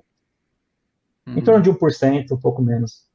Então, você precisa de um sistema muito bem calibrado. Mas, assim, a princípio, é um sistema ótimo, é um sistema com detector, assim, quando você começa a entender, né, você começa a ver, mas eu preciso de um detector melhor, eu preciso de um detector refrigerado, eu preciso de uma ótica melhor, eu preciso de um telescópio de maior abertura. Então, você começa a chegar onde os outros servers já estão hoje.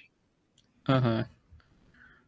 Bom, e a última pergunta é sobre aquele método de astrometria, né? O quão preciso tem que ser a astrometria para poder detectar, saber que tem um planeta ali interagindo com a estrela, né? E essa limitação desse método ainda, né? Ele está restrito à instrumentação, né? A gente precisa de instrumentos mais modernos, assim, né? O avanço da tecnologia para permitir mais detecção com esse tipo. E se esse método ele é capaz de extrair informações atmosféricas, né? Complementando a pergunta do Gabriel, né? Se esse tipo de método consegue extrair informações de questão atmosférica, por exemplo, igual você falou, né? Se o planeta está passando em frente da estrela, você consegue extrair informação da atmosfera dele ali, né? Mas e esse método? Ela também seria capaz de pegar esse tipo de informação? Tá, a última pergunta que você fez, a resposta é não. Não da forma que a gente faz com o trânsito, porque o trânsito você tem a passagem de luz da estrela dentro da atmosfera do planeta e tem absorções, e por isso que a gente consegue fazer detecção. A astrometria você está medindo somente a estrela mesmo, a posição dela, e isso não dá nenhuma informação da atmosfera do planeta. Mas com relação à sua pergunta do quão preciso precisa ser, essa é uma pergunta válida e importante, porque ela vai definir o objetivo de um sistema que você pretende usar para detecção de planetas por astrometria, né? Então, isso depende de dois fatores, né? Depende da distância do sistema até a gente. Então, quanto mais longe, né, estrelas muito longe, elas vão ter a amplitude do deslocamento astrométrico, ele fica muito pequeno, porque você tem aquele efeito de paralaxe, né? De quanto menor, mais longe vai ficando mais estreito, né? O tamanho angular do objeto, tamanho angular da órbita. E o outro parâmetro é a razão de massas vai entre os dois corpos, né? Entre a estrela e o planeta. Então, se você tem um planeta pequeno, ele gera uma órbita pequena na estrela. Se tem um planeta maior, ela gera uma órbita maior. E também a distância orbital também tem um efeito. Então, são três parâmetros, né? Bom, o que isso significa, né? Quando você traduz tudo isso, eu não tenho nenhum gráfico, que seria legal te mostrar isso em gráfico. Você ia poder ver, mas eu posso detectar uma Terra se ela estiver bem próxima, mas eu posso detectar Júpiter se estivesse a 10 anos-luz, 20 anos-luz, e etc. Mas o que a gente tem hoje em dia a ordem de grandeza é da ordem de milissegundos de arco.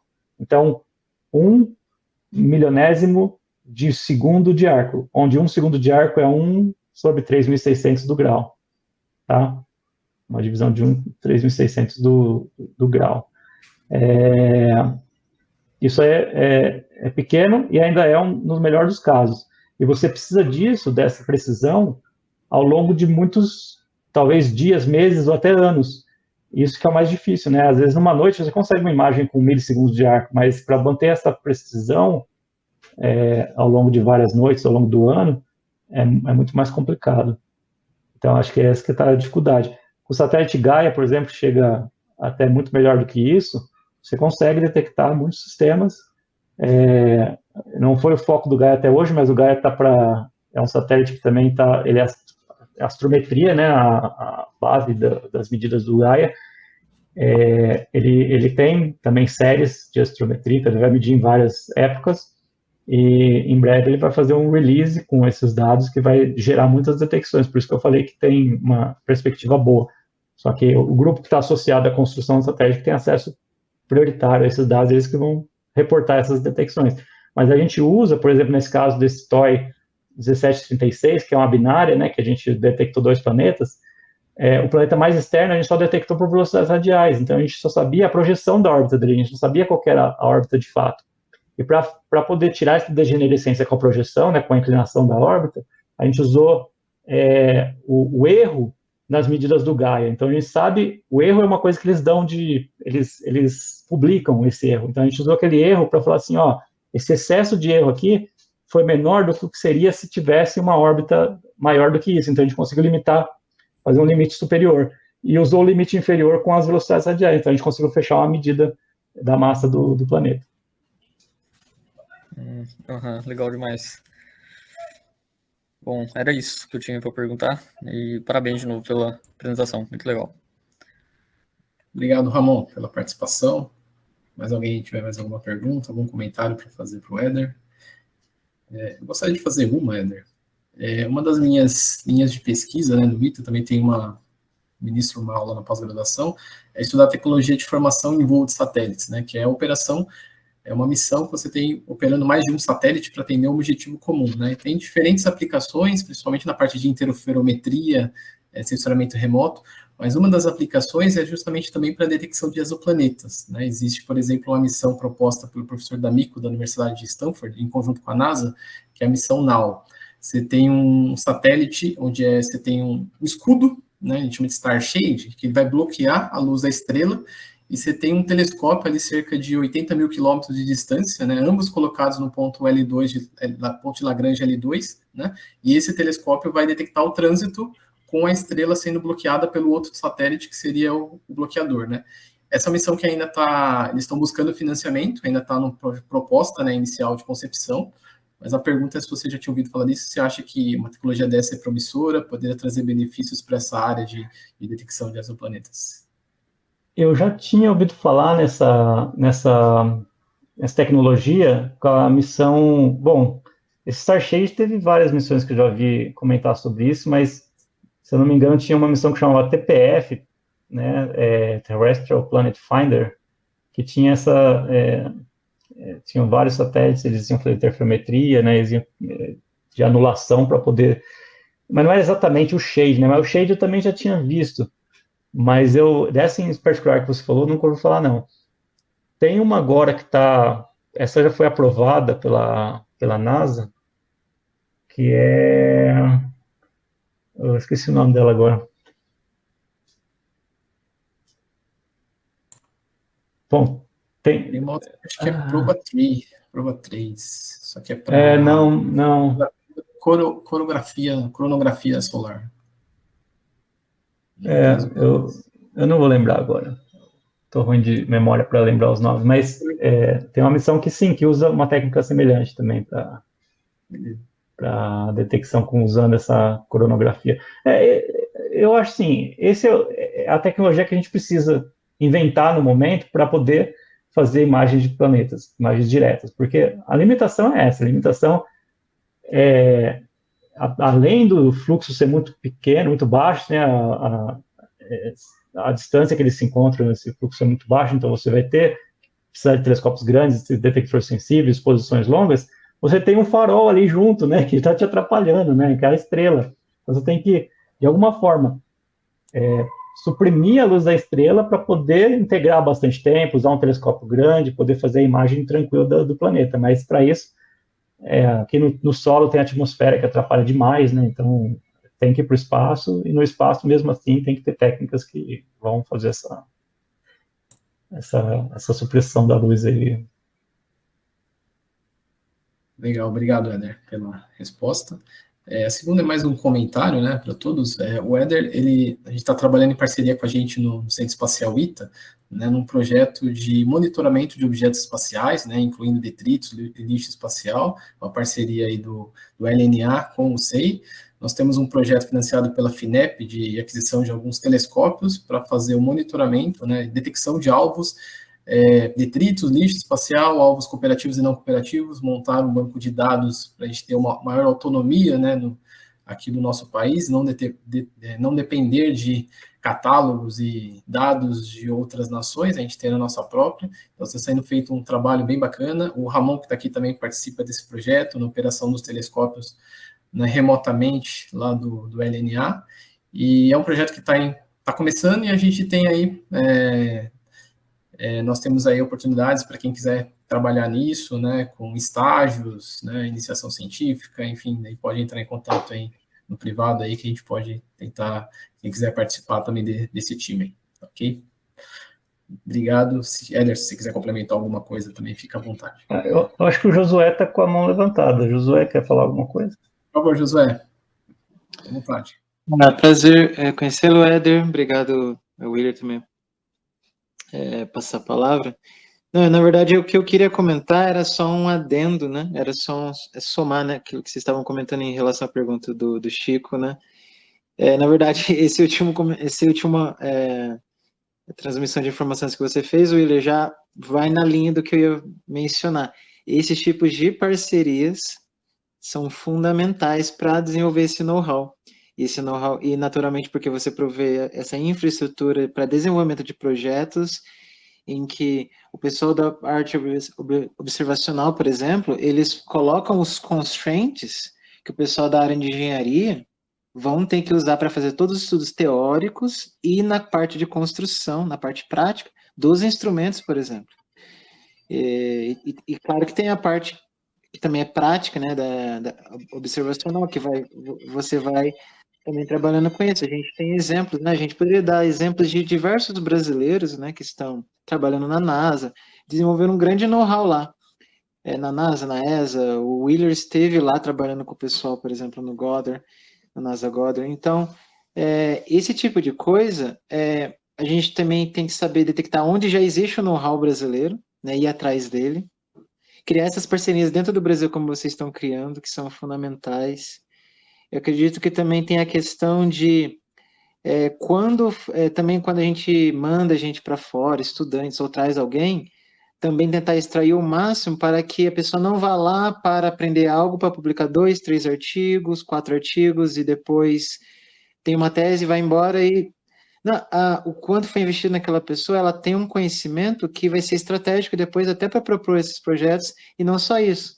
Essa pessoa participando de grupos no exterior, também onde esse know-how existe, a gente tem que contar que eles vão trazer esse know-how, e também não é só trazer o know-how, mas eles nos farão conhecidos, o que tem sido feito no Brasil. O Brasil é muito forte em várias áreas espaciais, então é uma questão de estar inserido. Eu vou dar um exemplo.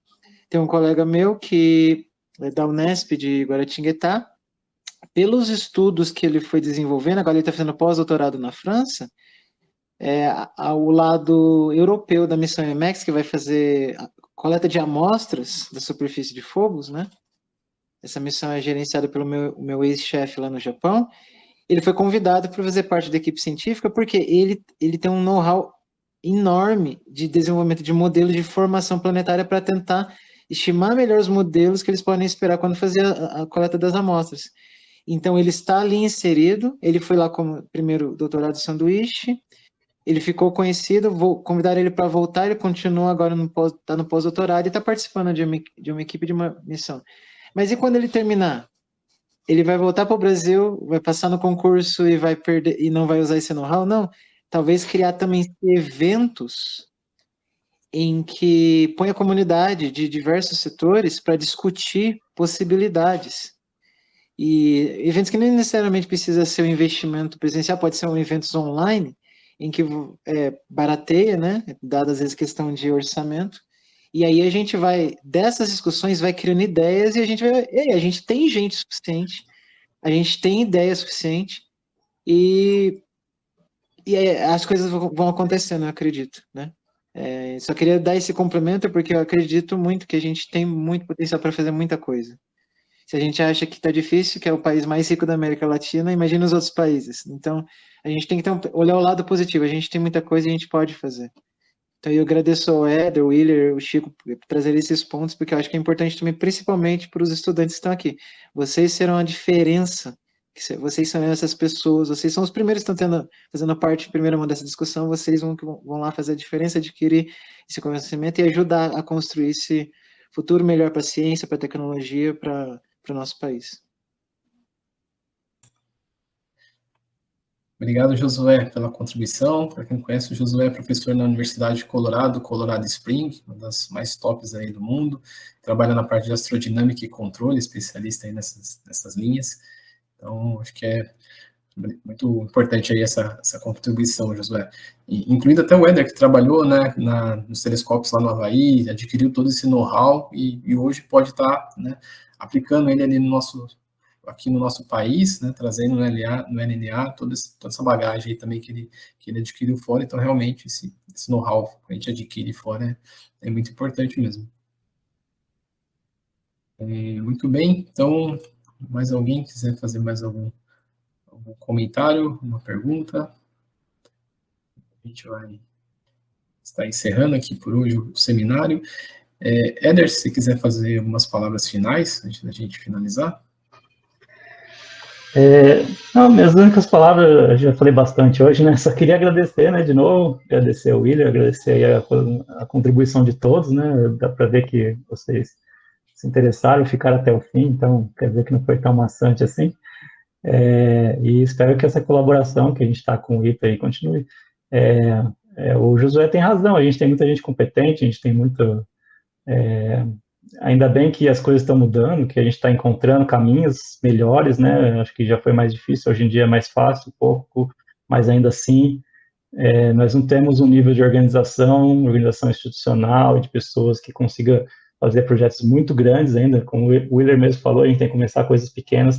Na astronomia a gente faz isso, né? Se a gente for fazer um projeto, a gente não quer fazer o maior projeto, nem o maior de todos, mas a gente quer fazer um que seja grande o suficiente, que a gente dê conta de fazer, e bom o suficiente que tenha destaque internacional, né, que seja melhor do que qualquer um fez, né, então acho que é isso que a gente tem que achar os nichos, achar aquilo que vai trazer um resultado que depois vai dar sequência, vai dar continuidade, criar um legado aí para todo mundo. Mas é isso, acho que eu só tenho a agradecer, obrigado aí pela oportunidade e seguimos aí trabalhando. Legal, Éder. Willer, Éder, se você me permite, queria aproveitar esse comentário do Éder de identificar locais onde a gente pode fazer diferença. Eu posso falar da minha experiência no Japão, quando eles têm um evento espacial cada 2 anos muito grande lá, que é o Simpósio Nacional de Tecnologias Espaciais, e eles têm feito sessões, principalmente traindo jovens, estudantes, doutorandos, jovens profissionais de empresas também, em que se discute, por exemplo, o último que teve era na questão do mercado de CubeSats. E aí eles traziam players de diversos setores do governo, de empresas, todos jovens profissionais. E colocaram vários estudantes, também professores ali. E, tipo, é uma sessão dentro de eventos. Às vezes a gente pode aproveitar dentro de eventos que já existem no Brasil, criar um round table, né? Uma mesa redonda lá, porque é aí que semeia ideias, e a temática que eles têm tentado fazer, aonde o Japão pode se inserir com a indústria que a gente tem, com a academia que a gente tem, com os recursos que a gente tem, sem precisar estar repetindo, estar, tipo, correndo atrás atrás de coisas que já estão sendo feitas muito mais avançadas, aí não vai ter nenhum tanto destaque, apesar que algumas coisas têm que ser feitas porque elas são importantes para outras coisas também, mas não só isso. Dentro da perspectiva de mercado, de como vai ser a indústria espacial, os estudos que serão interessantes, aonde a gente tem know-how, aonde a gente precisa desenvolver, para a gente se inserir naquilo que a gente quer dar de contribuição única. Por exemplo, os japoneses, eles perceberam que eles tinham um gap de ser especialistas em missões para fazer retorno de amostras de asteroides. Foram os 2 primeiros, com as 2 Hayabusas. Depois a NASA aprendeu deles. E hoje, para qualquer missão dessa, os japoneses são chamados. Então, a gente tem muitas coisas próprias do nosso país, em várias áreas, que dá para fazer isso. Então, esses eventos, criar, onde tem empresas, onde tem governo, onde tem cientistas, que talvez, com os contatos que a gente tem, falar, né, vamos criar uma sessão para discutir problemas que a gente pode dar nossa contribuição única. Assim, até as nossas empresas crescem junto, não só a academia, né? Porque elas vão ter contratos, né? E eu vejo muito isso. Antes desse seminário, eu estava assistindo um outro hoje cedo, o pessoal na Europa, que é o pessoal, é o cara da empresa responsável por fazer todo o monitoramento desse asteroide que estava toda hora nas notícias. Ele é o mais provável, deixou de ser menos provável. Ele contou todo o processo de como foi desde a descoberta em 27 de dezembro. E por que ele foi chamado para dar essa palestra? Porque ele é a empresa que eles desenvolveram esse know-how e a ESA contrata eles. Então eles ficam responsáveis por fazer todo o monitoramento ali daqueles asteroides, coisa que, por exemplo, vocês já estão... Essa parceria pode talvez desenvolver isso para o Brasil, né? Então é um monte de coisa assim, depois vira referência. Então eles ganham contratos, então parcerias com a NASA e tudo mais, com colaborações com o JPL para comparar com o que eles predizem com o JPL, com outra empresa, tem uma terceira player nessa questão de monitoramento desses asteroides. Então tudo isso acredito que são coisas que vão surgir naturalmente, vão surgir com essas inserções nos eventos para semear as ideias e também vai descobrindo os know-hows que estão às vezes escondidos por aí no nosso país. Perfeito, bem colocado, Josué. Obrigado aí pelos complementos, comentários. Pessoal, só mais um comentário, né? A gente vai estar editando esse vídeo, tirando as partes aí que a gente teve interrupções, né? Então, quem quiser depois rever a aula do Éder sem as interrupções, né, completa, vai estar lá no nosso canal no YouTube, tá certo? Então, finalizando aqui os trabalhos, Éder, novamente, muito obrigado aí pelo seu tempo, pela sua apresentação. Professor Chico, aí, obrigado aí pela honra de tê-lo aqui com a gente, muito obrigado mesmo, e também a todos, né, que ficaram aqui até o final, os que não puderam, mas que participaram também durante a apresentação, e até o próximo aí, desejo a todos um bom final de semana. Um abraço. Tchau, abraço, obrigado. Só. Tchau.